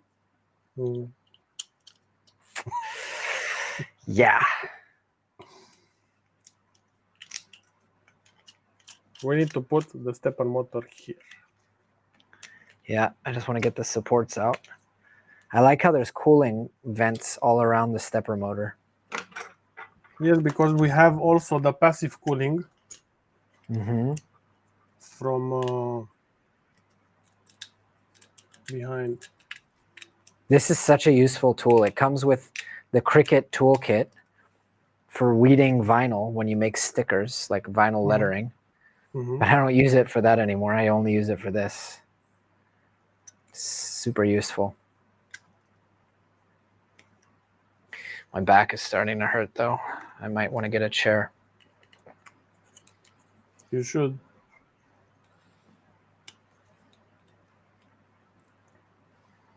You can take like a bar chair.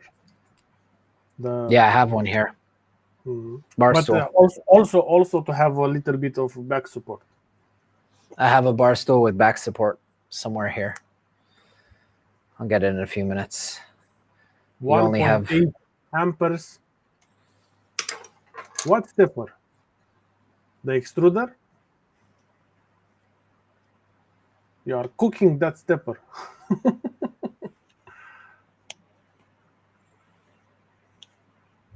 Damn, dude. These are hard to get out. Wow, 5 a.m.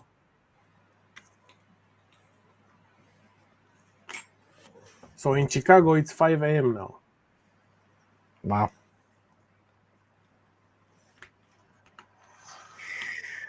Oh, man.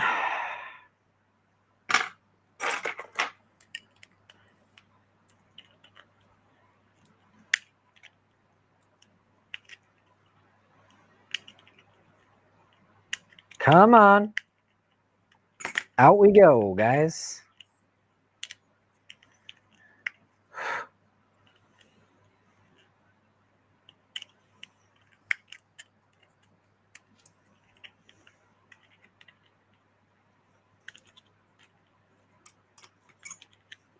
Yeah, I need a chair. I'll be back. Yes, Jonathan. After installing the PTFE tube, you What put did I do again wrong? the Hotend holder. You put it again upside down. The Hotend holder. Upside You down. need to flip it. You need to flip the Hotend. Huh. All the time with this notch at the back. Interesting. I would have thought the big hole would line up with the fin. That hole is to redirect the Hotend air up to the stepper. Got it. So your Hotend fan, it will never blow by. It will never go down to the build plate. All the time it will go up. Got it. To cool down the stepper as well. That's clever.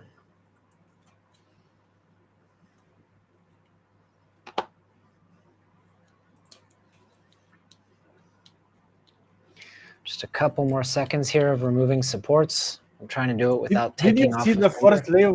Did you see the first layer that I managed to print using the Eddy probe? Eddie? I think I did, yeah.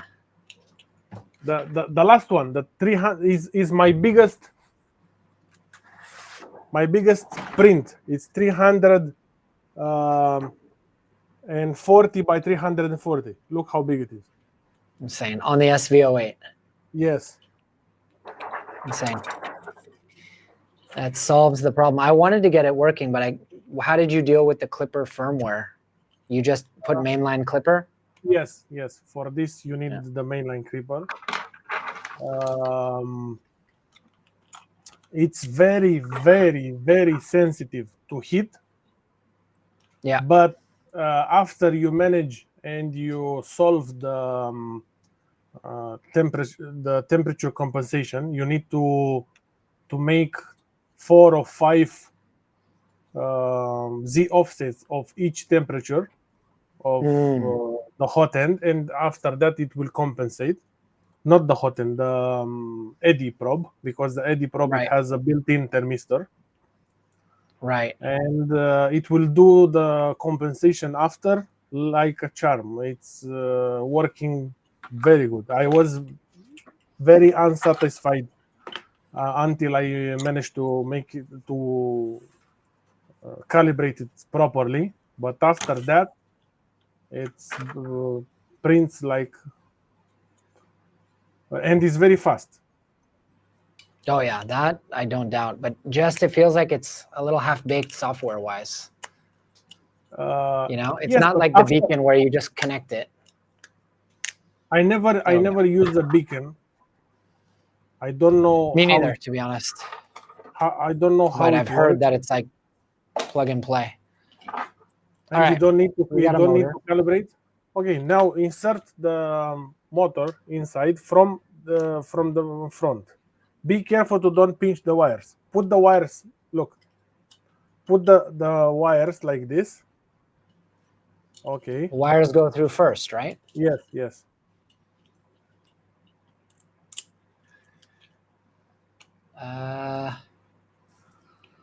Let me see. You need to have the brother. Look.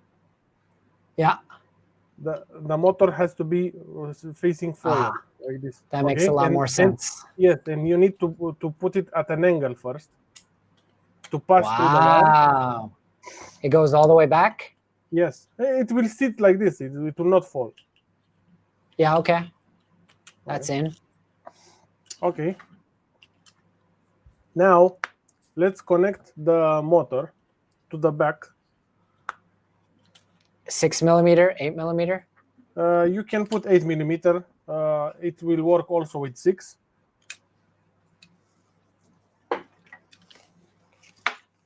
The only thing about sitting is I don't feel like I have a good command of my workspace. I can't see everything. It will work like this. You see?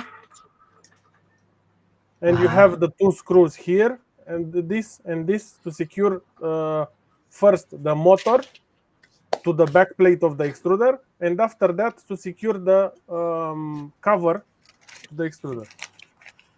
All right, I kind of missed that because everything is very small and white. But first things first, I put the motor in, right? Yes, and secure the motor to the back plate of the extruder. The screw goes in on the gear side of the motor, right? Yes, but not, you put it from here. Through the threaded insert first? No, brother. The motor part, attach it to the extruder. Ah, okay. With the wires up, yep. Yes. And then I imagine the motor needs to go through. Yes. I have to push it. Yes. Okay. Okay, and now put the side screws of the motor from the in front from the back plate. Okay. Okay, that makes more sense. Those threaded inserts made me think that I was screwing it to the back. No. Damn, my hands are killing me today. You didn't have that much rest.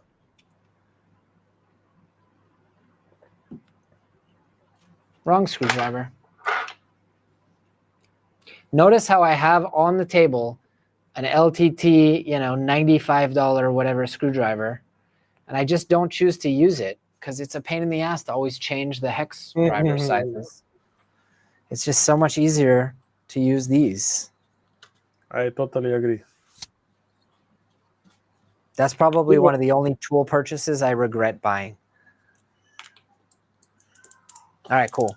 Yes, but on the LTT you have this. Yeah. All right, motor's mounted. Let's try and use the LTT a little bit. Why not? You know why my hands are cramping up and why my muscles hurt? I haven't had enough water.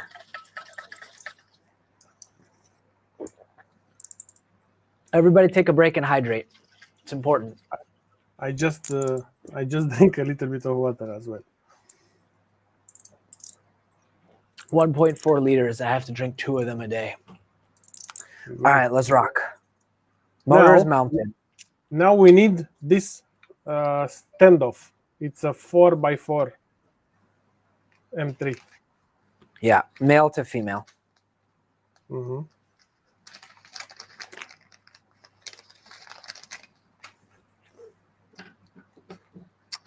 Okay. And that you put standoff it here.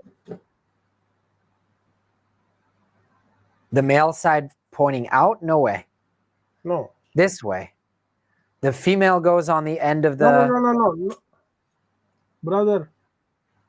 Not there. Notice again, guys. Every time he says brother, it means I did something stupid. Okay, what did I do? In the cover of the stepper. Meaning just like this? Yes. Then what the hell is going to hold this? There's 2 screws on the top holding it. I told you. 6 Got it. M3x6. Got it. Should I screw these up on the top or no? Yes, you can screw them to don't be loosey juicy. Loosey juicy. Yes. I'm going to need more M3x6. I can already tell. I don't have nearly enough.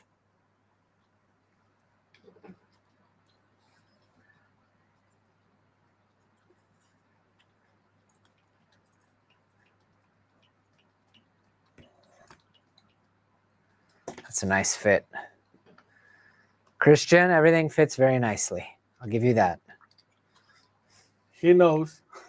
He knows. Where is he based in? Also in Romania? Also in Romania. We are 150 kilometers, less than 150 kilometers apart. I'm going to be honest with you. I didn't even know that Romania was 150 kilometers from edge to edge. Just saying. It's a very small country. Huh? It's a small country, but it's not that. It's bigger than this. Israel from one side to the other is like less than that, I think. But then from north to south, it's more. Okay. Something needs to hold the bottom. Yes, and I'm not seeing now that yeah, I know. But I'm just checking that I'm going to be able to get in there. Okay, now we need the tool board. All right, this is another moment where we thank Jason over at LDO Motors for this glorious piece of kit that he sent over. We're also at 2 hours, so every hour on the hour, I should thank PCBWay.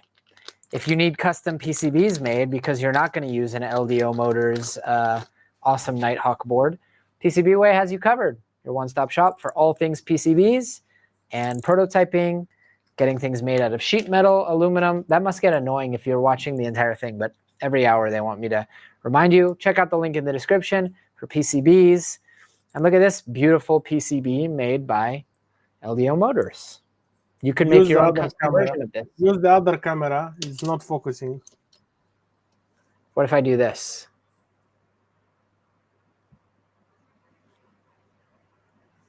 Well, this is the Nighthawk 36 board. It is a beautiful USB board. I need more light, like badly. Sorry, the camera's going to shake for a minute. Just all my gear is not working appropriately today. My computer's in the shop. My lights are a mess. I turned down the house light, like the studio lights, because they were burning. If someone is asking with what I am playing, Christian designed this fidget toy. There we go. That is clicking very satisfying. Okay, does this goes with the connections out, obviously. Mm-hmm.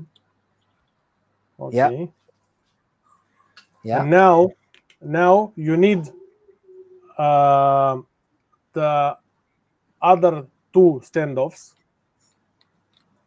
Okay. To secure the tool board there. 2 standoffs. So it's standoffs, mating with standoffs. Yes. You guys, I'm really excited. 100 kilometer wide at its widest section. Yeah, that's right. I am very excited because I picked up, just to improve the video quality for you guys, a Panasonic Lumix GH7, which I totally should not have bought because this channel doesn't make enough to be spending that kind of money on cameras. But you guys should see that pretty soon all my footage gets better and more in focus. So Good. that's exciting. Good to have. Exciting news. I need also to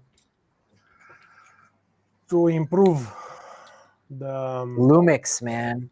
Lumix is the way to go. Half yes, of but us who create 3D printing content, like myself, Stefan, Mandik, and also I'm pretty sure Morley Kurt, we all use Lumix.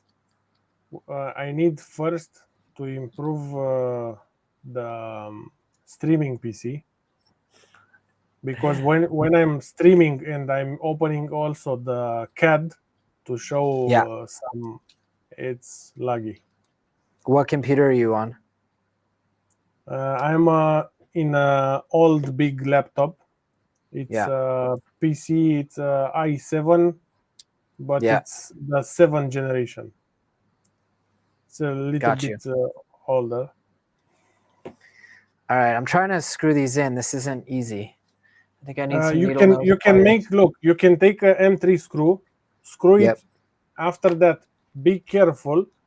Take a plier, pinch but carefully to don't damage the board. Pinch naturally. Or a flat cutter, you know. Not with the flat cutter. It's driving him crazy, huh? You need one of these. I have it. It's just all the way over there. Okay, but please be careful to don't pinch the tool board. You will damage the board. Naturally.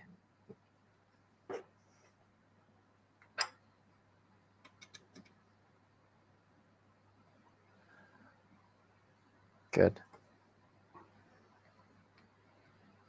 Okay, let me open the LDO Nighthawk pinout.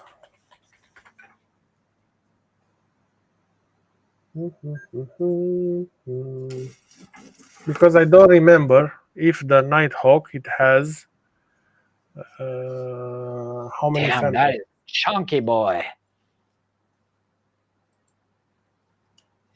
Chunk. Okay, just a second to. I am nervous about the heatsink damage, but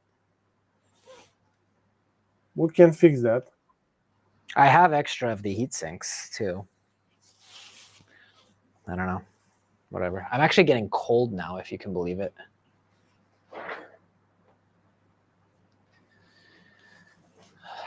Okay.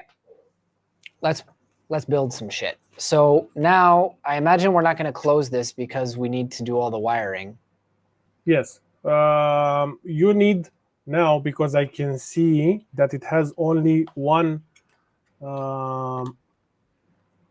fan, part cooling fan, only one port. Really? No way. No way. There's so many ports here. Yes, but no, it's only one. Okay. And I see for 2 pins, I see 1, 2, 3, 4, 5 different ports. Yes, one is the part cooling fan, one is the thermistor, one is the X end stop, one is the we have 2 part cooling fan. Yay! On the edges. Told you. There's a ton here. On the lower down on each edge. Far right, bottom, yes, far and right.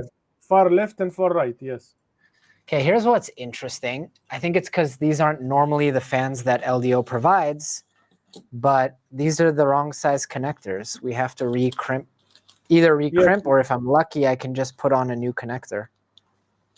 The fans should be for this tool head should be GST PH2. Yeah. It's the smaller connector. Right.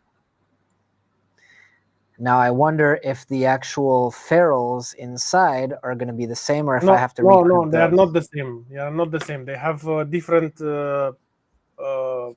grabbing. You need to cut them and recrimp. Ah, fucking hate crimping. All right. It's a good time Let's do now, it. if you are recrimping this, also Yeah. to cut them to size because they are too long. Yeah. Yeah. Let me make sure I have the right tools But here. don't cut them very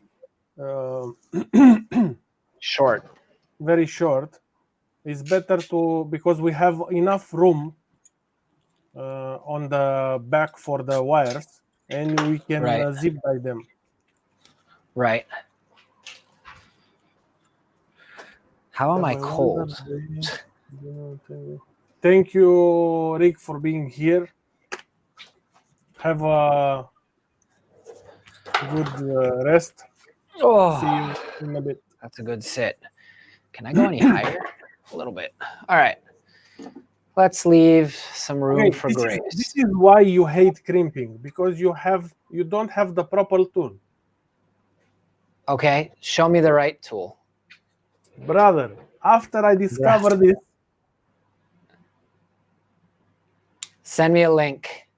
After I discovered this, yeah, I love crimping now.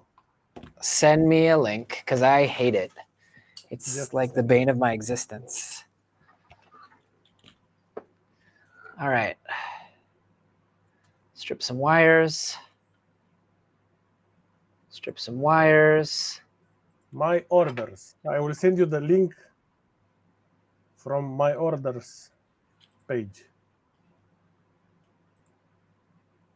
I guess I also at this time can cut the other fan. Yes.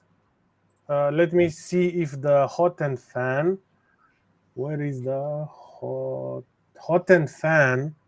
Yes, you need to cut it because it's a 3-pin. Okay. You need to crimp a 3-pin, and one that he gave you, I think it's a 2-pin. Is not. It doesn't have the taco. He did provide me with all the connectors, the crimps. Yes, but the fan, it has a tachometer. It's a 3-pin fan or a 2-pin fan. 2. Okay. 2-pin. So the tool board, it has the possibility to put a 3-wire fan. Everyone wants you to share the crimper in the chat, by the way. Okay, I will share. Just a second. I'm scrolling down to my shopping list. So, okay. These are so tiny.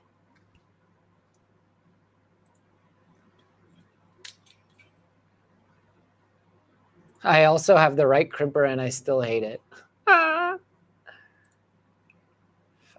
Fudge. It is very finicky work. Yes. And imagine with these hands. I know, I have bare hands as well.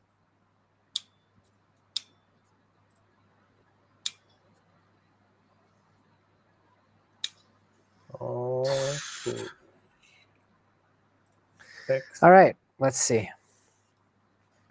I hate crimping so much that sometimes I just cut off another wire that's been properly crimped and I just solder it. Okay, where should I text? Put it in our private chat here and I'll copy paste it.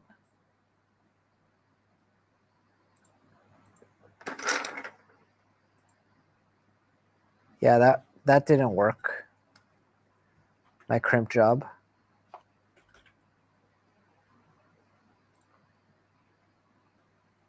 So I'm just manually doing it with pliers. I don't want to do crimping on a live stream because it's embarrassing. No. Soldering is embarrassing. I've been soldering since I was like 8 years old.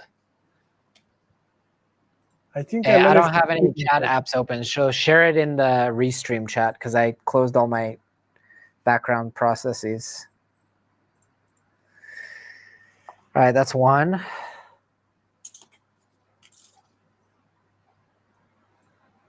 Great, thanks.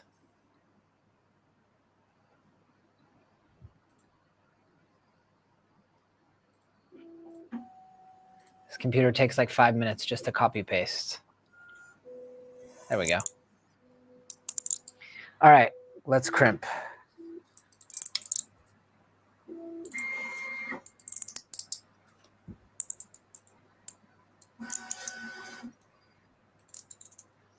It's like even just getting it into the crimping tool is hard. I don't know how they do it in the factories where it just comes out perfect. It must be a machine. Some factories they have machines, some factories they have machine like little hands. link don't work. Let me put it. It's because I pasted twice. Hang on.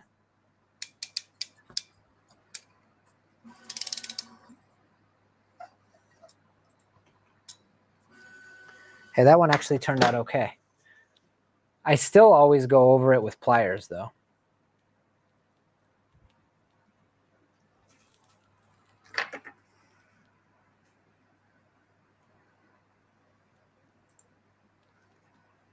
All right, that's one crimped. Let's put a connector on it. Which one is right, or which one's hot and which one's ground? Just a second.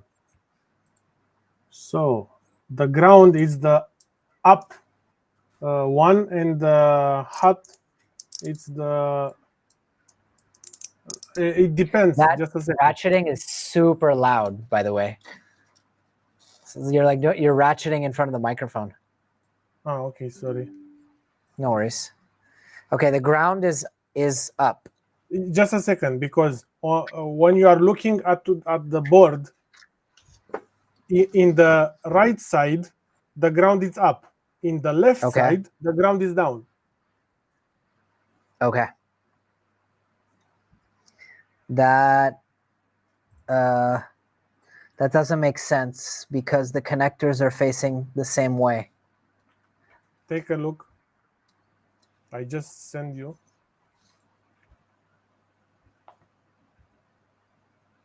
I don't think I can open that and still. Do you guys still hear me if I open another link?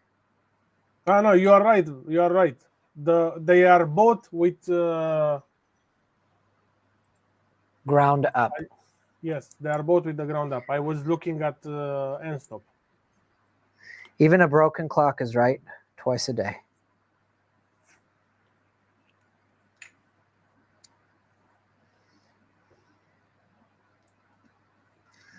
All right. This is my favorite crimping tool after spending more than $100 in crimping tools. Jesus.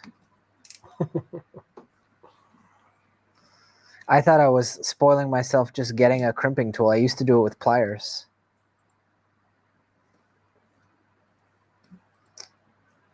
All right. Not great, but far right. And far left. Yep.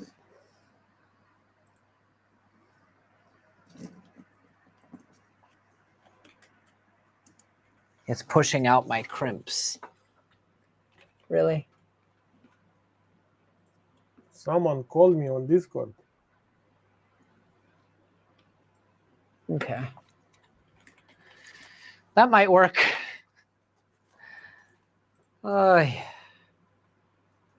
Crimping. What does restream mean? It's the software that I'm using to stream. Tell him, brother, he'll get it then. Fair, fair, fair.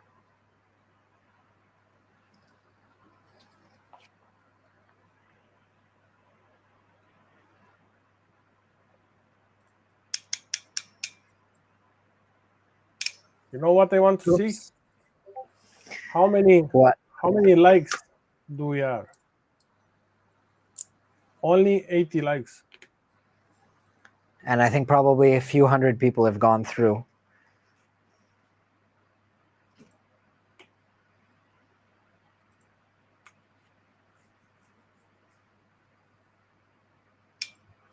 Ooh.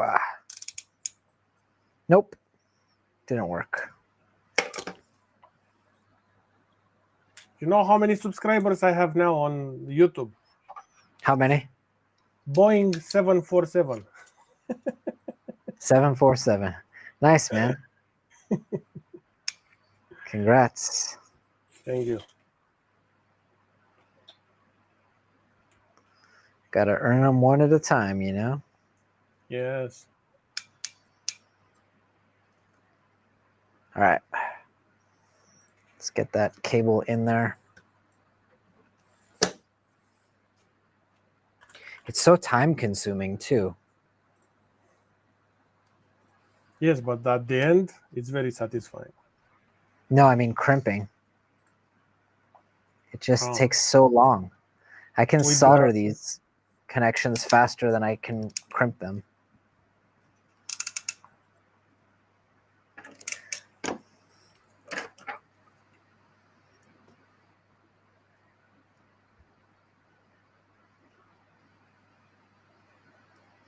Okay.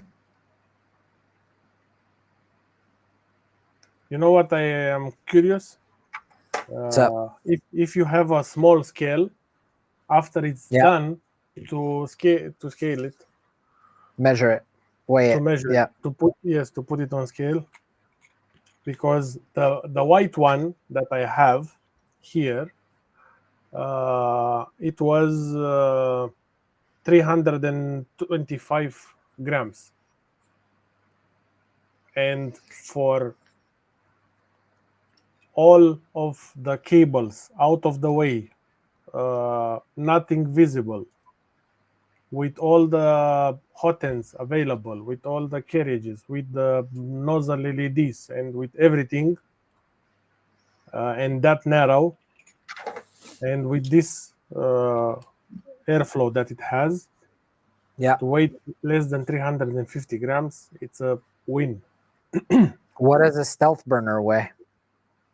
The stealth burner is more than 420. Jesus. It's heavy.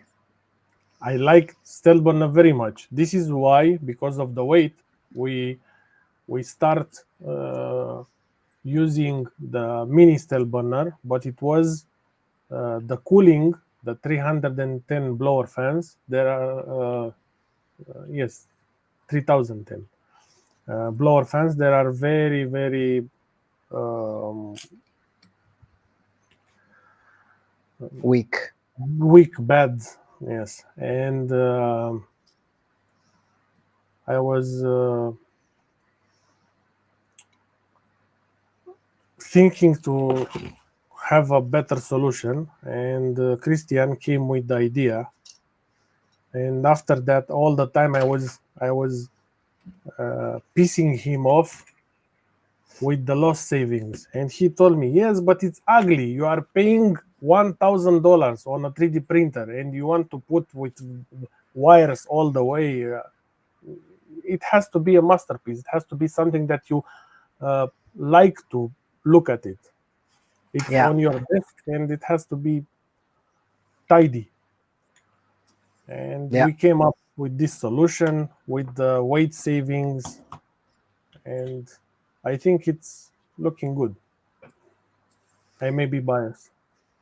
Maybe a little bit. So I have to say it's actually much faster for me to just use pliers and crimp.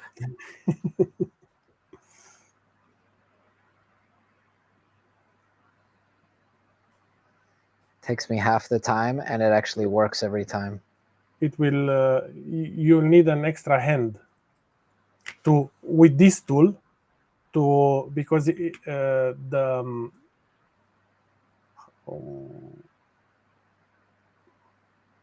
pin is getting out of the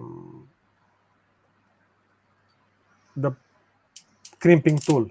On this tool, Yeah. you put the pin inside, it will not fall. You put the wire, and after that you crimp it. This is why I like it. You don't need an extra hand. The pin, it will stay there. But it's still finicky.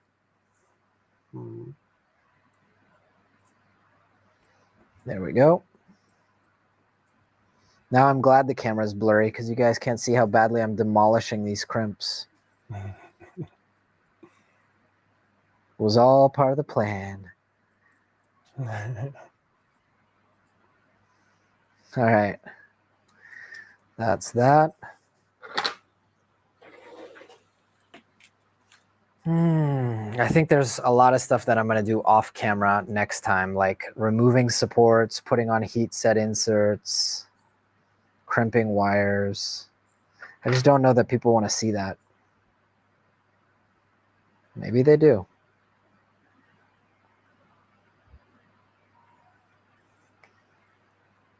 If they do, they can watch this live stream while they cannot see what you are doing. Yeah. Yeah, you just see my head, huh? Mm. All right, for the other cooling fan, it's also, but it's a 3-pin, right? Yes, it's a so 3-pin. Which port? Just a second to take a look. So, this one, it's the tachometer, it's in the middle. Yeah. And the upper pin, it's plus. The lower pin, it's minus, ground. Yeah, I don't know what, plus, yeah, okay, plus, minus. So plus goes on top. This is how the connector goes.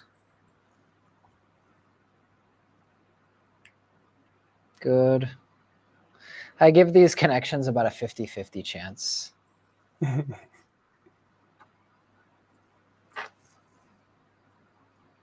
But how you, because you build stealth burner, you build Yeah, mini stealth usually burner. the connections are correct. Like on the kits that I've built, the fans are already crimped and ready to Yes, go. but because if you are using the board from Big Tic Tac, let's say the EBB36, it was a plug and play. Right. The board from Big Tic Tac, it doesn't have 2-part cooling fans, and you need to Yeah, I just soldered them. I mean, sometimes I crimp, but generally I don't like to. I crimp them like this, from 2 wires in one. Yeah. All right, what's next? Next is the Hotend to connect it. The Hotend wires and the thermistor. The thermistor. What about actually connecting the hot ends, like mechanically?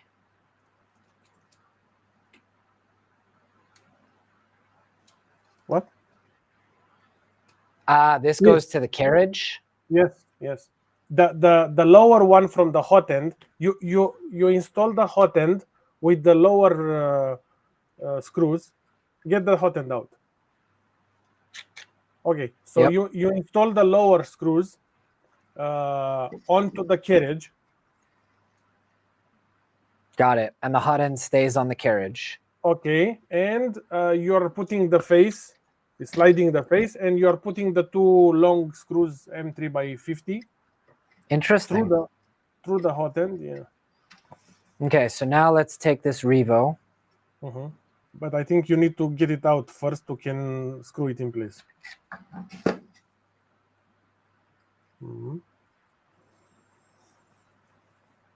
Pop that on. We'll once again thank the fine folks over at E3D. I would love to speak to the folks from E3D regarding the new hot end, the heatsink, that it has also the piezo. I can talk to them. I can intro you. I would like to test it and maybe to make some adjustments to our tool heads. It's basically, it fits Revo. That's it. Like you don't have to adjust anything. Yes, I have to put a place for the PCB. Yeah, that's true. That's true. Okay, so I'm just going to cut off this connector. I'll leave Don't some cut it. slack.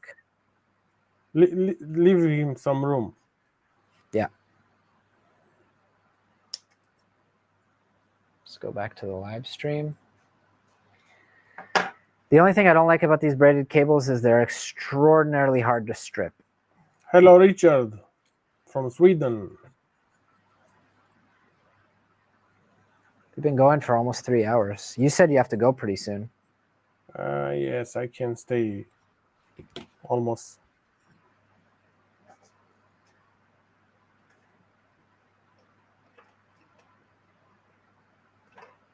I don't like stripping these,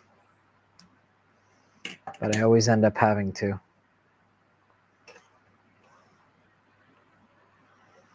Okay. Do we have a little flathead or should we just use this? Then we're going to have to crimp the thermistor as well.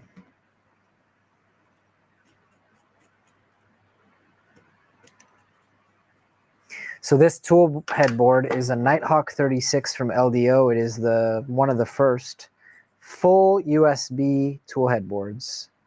Yes. It comes with a USB cable and everything pre-crimped and pre-heat shielded and all that good stuff. I like about this tool board. I was speaking with Christian that it has all the features that I love to see in other tool boards. Yeah. The tachometer, the extra fans, extra fan, the thing that you can put 5 or 24 volts for the fans. Oh, I didn't know that. Yes, you have a jumper, if I remember good. Yes, you have a jumper. Yes, you have a jumper. And the end stops if you want filament sensors. It looks like there's I2C. Yes. Also, it has the beefy connector. Yep. And the most annoying thing that I see on other tools is the port for connecting the heater. It's a little bit bigger than the other. Yeah. Then the other tool is very small. It just pulled loose as you were complimenting it. Mm-hmm. So well done, LDO, and who designed this. Well done. Yeah. It is nice. I just like that I don't have to deal with making my own CAN cable, frankly. Mm-hmm. You know? Yes, this is... it has the small connectors because it needs place. But I used to use that small connectors because at the beginning, I was using the piggyback from Big Tech. The piggyback is a small tool board that you connect all your tool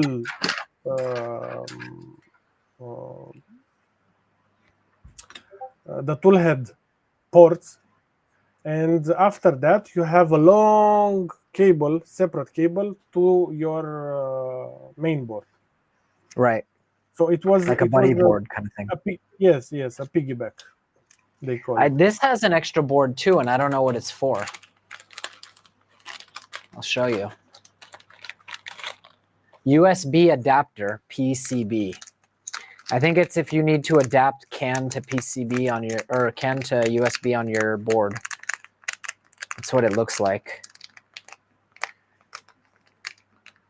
No, I think it's from USB to USB-C. Right. Because not all the boards they have USB-C port. Right. Maybe. So I've now done this 3 times and I haven't gotten this in properly.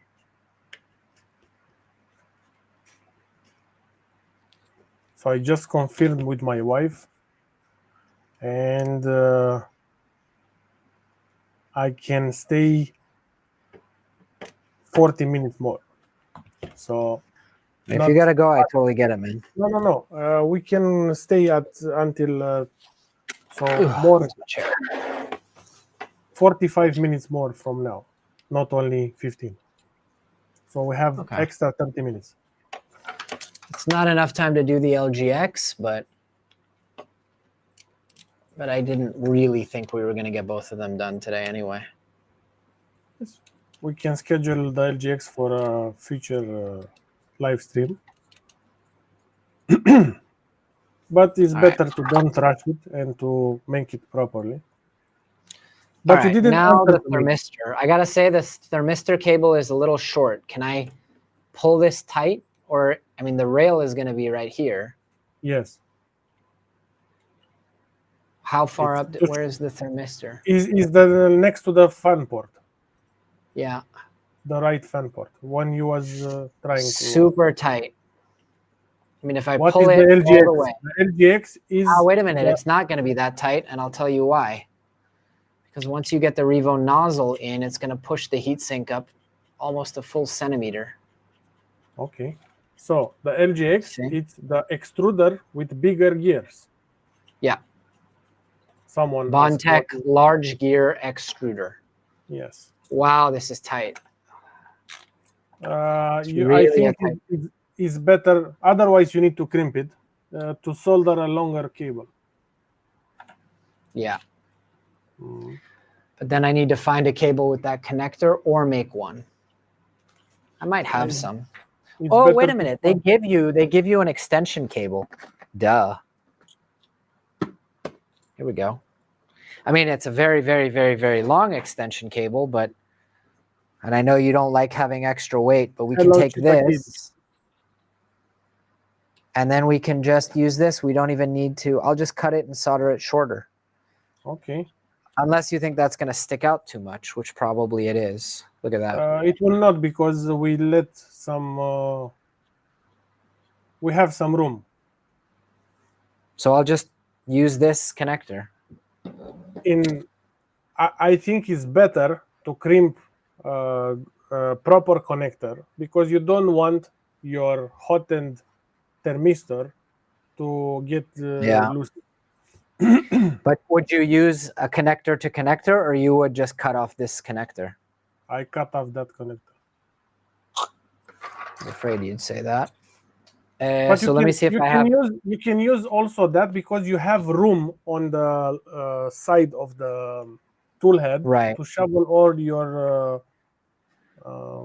Right. So that's what I'm thinking. I really don't want to crimp. Let me give you a tip. If you have tiny zip ties,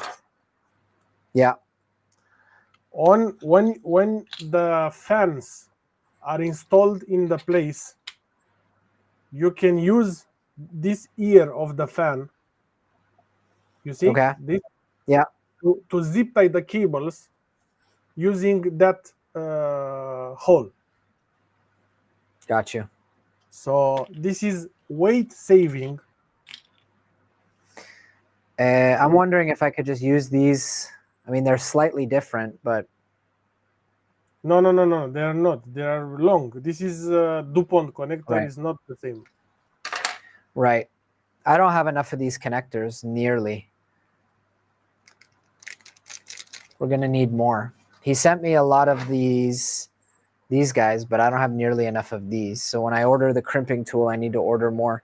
7 tool heads is a lot. The crimping tool, you can order it, and it will come with a box like this that it has 406 connectors, and you can choose what type of focus. Okay, I got you. You can choose what type of connector. So for these tool heads, the GAST PH20, it will be the proper one. I got you. I'm seeing if I have any pre-crimped ones that I could use today. Okay. I think the answer is probably no. I cut these off and I saved them because I hate crimping. So I save all of these, you see. You know, I just got I tons and tons and tons. was doing the same, but when I bought this, I never used them. I love to crimp the connectors with the new tool. Yeah, I don't You'll have see any a big pre-crimp. difference. Hope so, man, because I hate crimping. All right, so I need to extend the wire and then crimp something else onto the wire. Yes, but you can Use this connector. you can put this one and cut it how connected. Yeah. Okay, like this, and cut it to length. Yep. We're literally talking, by the way, about like. I mean, I think I could if I crimp the because you need a little slack here, right? Yes, yes. Or is the wire going to be pressed? No, it will damage the board in time. Yeah. All right. I'm just going to leave that connector. I don't think that one It's DuPont not a connector is gonna be. problem, but it's not a problem to have that connector there if you use the method that I told you to zip tie the connector to don't play because it will vibrate and we don't need ghosting. So where do I zip tie it to? Look, this fan, it has this ear. Yeah. Okay. Yeah, I see. I see. So we don't need to design a hook. We can use that one because weight saving. Every milligram counts, I guess, huh? Yes. LGX extruder, yeah. Hey, Cheetah Kid, what's going on?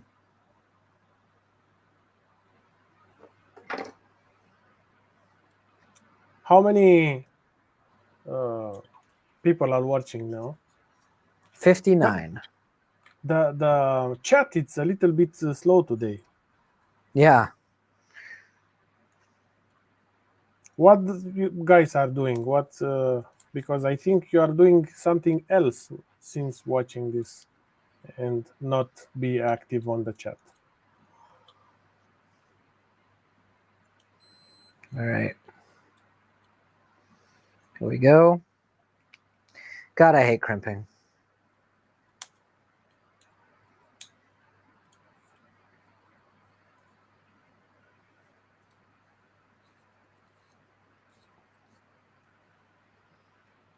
Not Just much. doing it with pliers. Okay, so someone asked what is. I found that this extruder, the LGX, this is the part that I printed, I think, more than 20 times until we perfected. This is the the whole Spartacus LGX, but only the extruder part, because we wanted to save as much as we can space. And let me see if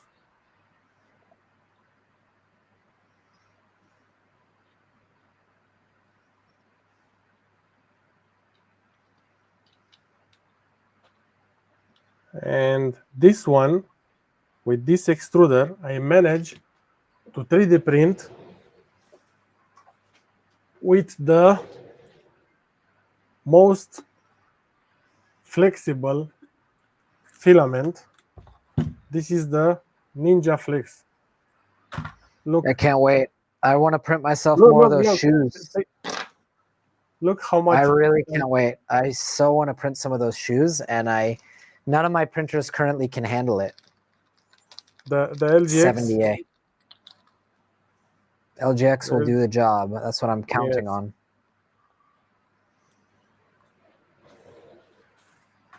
Okay, these are good. This is the TPU that I managed to print. It's in between the heater and the and the fan, right? Just a second to see. It's in between the fan and the heater, yes. And with it doesn't matter the polarity. Right. So, Okay, let me get some zip ties and we'll get in there and zip tie. and also, not only printing TPU. This is torture test for TPU. Holy crap, it's 2 o'clock. Are you kidding me? How does this happen? Did I show you this? Wow, This is TPU. that's wild. First do-it-yourself printer recommendation. I would do a Voron first because it's the most well-documented. I mean, unless you count like building a Prusa kit.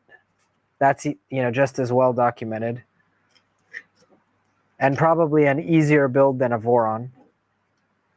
So maybe Prusa or Voron. Trident is easier than 2.4 for sure. For sure. I haven't done a Trident, but I've done a 2.4. But at 2.4, I think you need, if you are experienced guy, at least 2 weeks. Yeah. If you are not an experienced guy, at least 1 month, a lot of coffee, and a lot of. But it's good that now there are a lot of videos how to pass to the.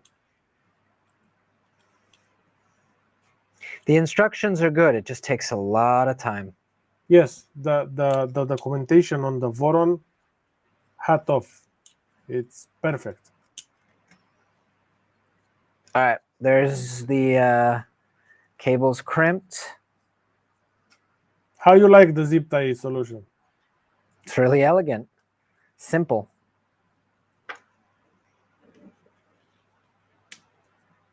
There you go.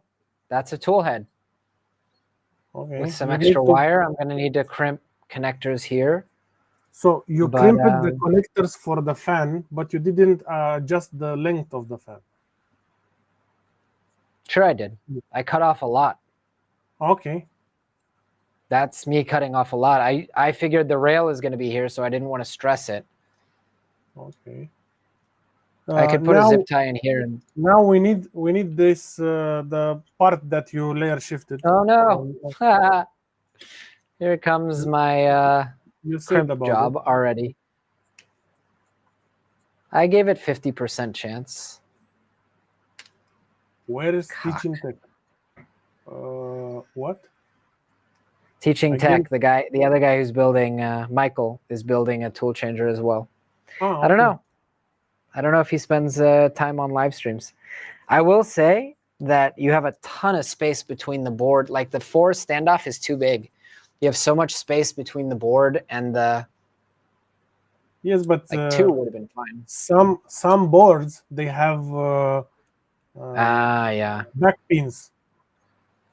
I got you. And you don't want to destroy a board because it touched the stepper motor. Right. Okay. But the cover that we will put, it should close that gap. Mm. Now how am I going to get this little connector out of here and crimp a new one?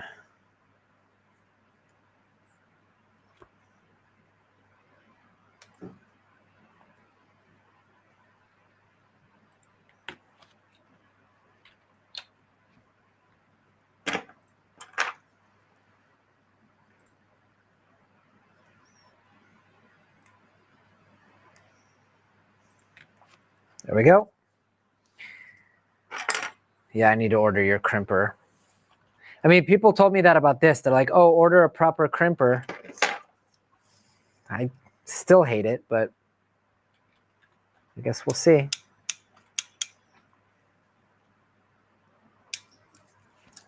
This one holds it too, right? It's just doesn't do a good job. This is for bigger pins. I guess so. I don't know why they advertise it that you can use it for this. It has a lot of jars. You can interchange the. Right. And I do, but it's not great. But I like about this crimper that you can put the pin there and it will not fall. It will stay there, and you can put the cable afterwards. With only 2 hands, you can crimp very fast. All right, there we go. Let's get this connector in. And get the fan Your Discord wired or up. my Discord? What's up? I hear a lot of Discord notifications. I don't have Discord open. So it's. I don't have anything open. Ah, okay.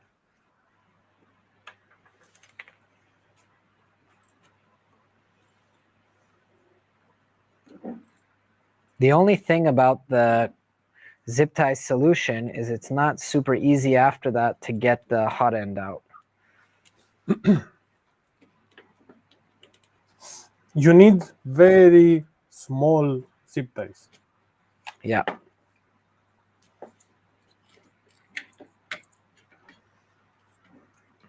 And I'm going to have to bolt the hot end to the chassis. Yes, you need to bolt the hot end to the... like dangling a little bit. Mm-hmm.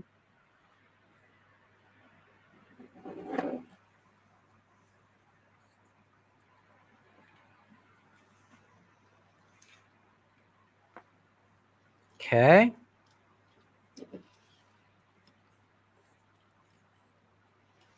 Let's do one on the other side.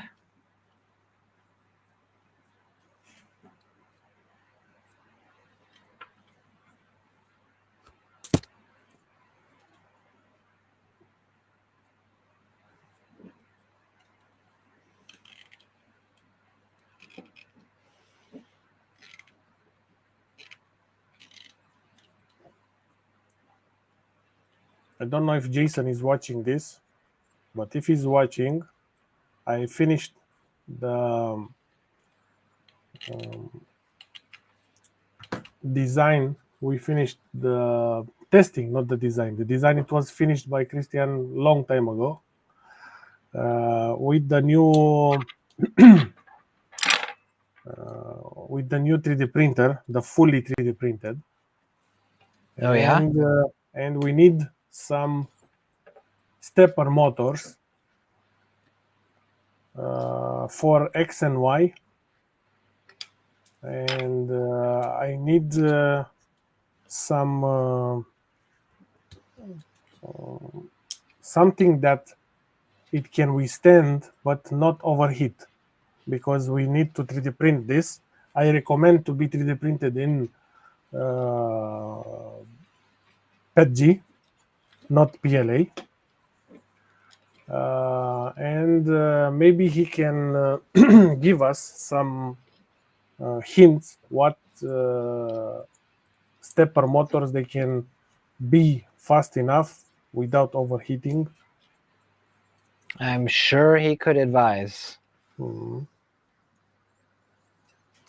Okay, so it's actually really hard once you've zip tied these in to get the hot end in. But let me, because I saw that you are a bold guy regarding challenges. Yeah. Do you want to make a live stream and to build that fully 3D printed together? Nope. Nope, I have too many projects. My new rule is I don't commit to new ones until I finish the old ones. So once this is done, then we can talk. But it will be Christmas time. Let's hope I finish this before then, huh? Okay. I don't know. This is kind of sketch. They're kind of just in my way. All these cables. Anyway, there's no point in putting it on because I have to bolt this to the chassis first. Yes. To the gantry. Yes. Okay, should I weigh it? Yes. No, you need to put the cover.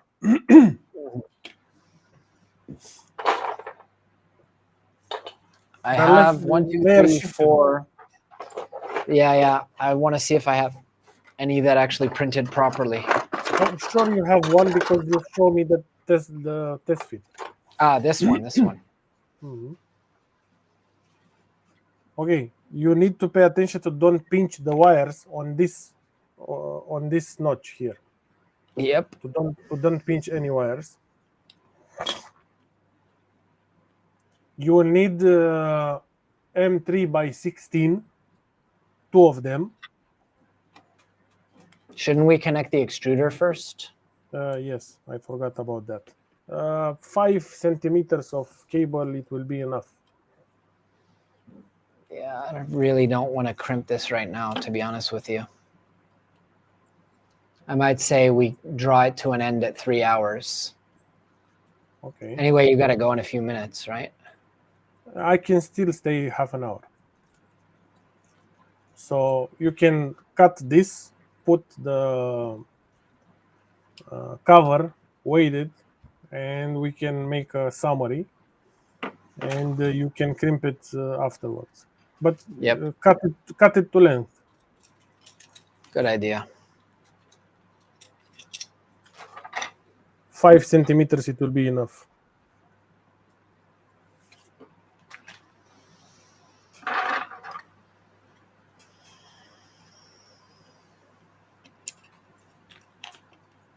Okay. You will need an M3 by 35 to connect all the extruder cover and the toolboard cover all together to the Hotend, to the extruder backplate. This thing doesn't want to go.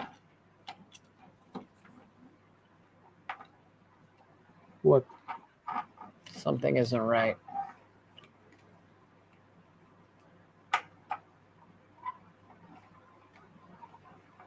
I can't see nothing.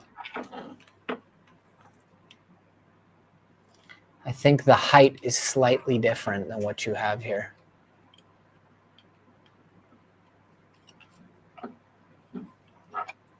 Slightly different. Which height? Of the board. Meaning, hold on, I'll show you. Let me just verify that that's actually what's happening. Maybe it's one connector in yeah. Too there we go. high. I got it. It has to go on an angle. Okay.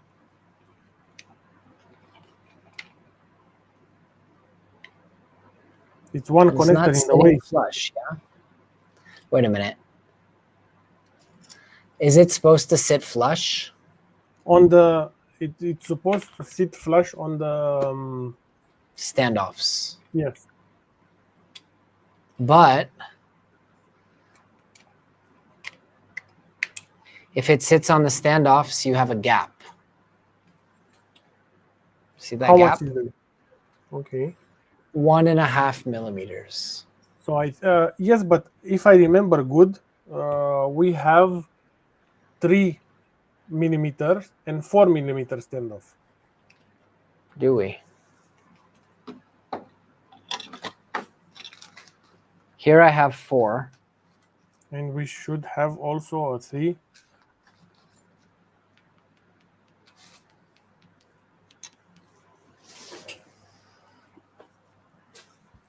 Nope. No. Why don't we just shave down the piece of plastic in here a little bit? We can cut off do 1 that. millimeter. You can do that with the favorite tool.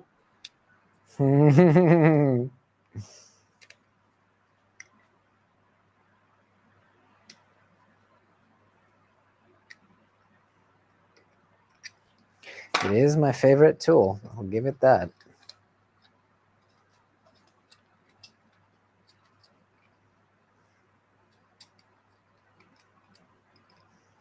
Be careful to the wires. Okay. Otherwise, you need to 3D print again that part. I will adjust. I will ask our head designer to adjust properly. Okay, and then I screw this thing on. Yes. Oh, there are three screws. Two M3 by 16 there, and the long one M3 by 35. Actually, it's a M3 by 32, but we don't find the 32. And we'll put a 35, but we don't screw it all the way in, because if you screw it all the way in, it will grab on the extruder wheel. Take a look here. Yeah. So, You see? okay. Yeah, I see. The fan goes on the outside. Yes. Okay. The fan goes on the outside, but you need to Wire remove it first. this. You need to remove it from inside and put the cable from inside the hole. Yeah, I see.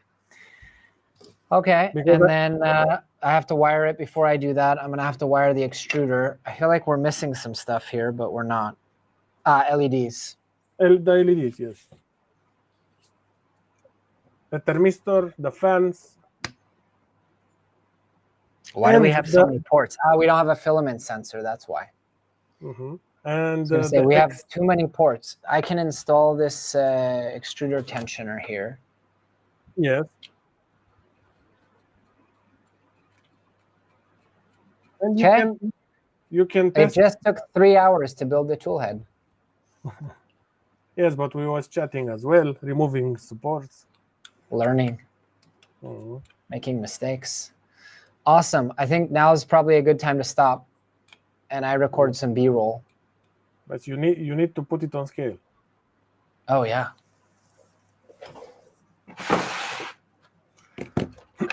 So you didn't answer to my question.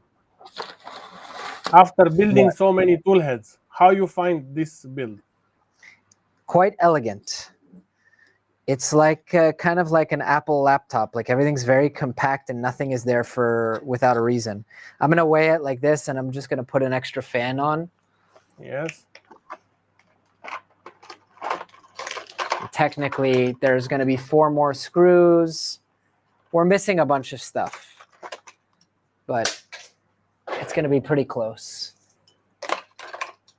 Come on, dude.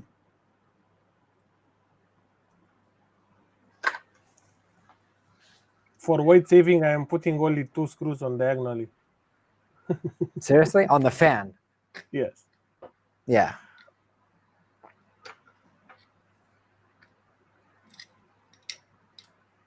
$317 grams. So we are less than 350 that it was the goal, and we are also less than 3. But you need just a second. You need 2 M3 by 50. Yeah. The middle fan, the middle. Yeah. Okay. To be fair. I mean, I can install the fan now. That I can do. And also, but they not weight that much, the 2 LEDs. Yeah. It'll come into under 350.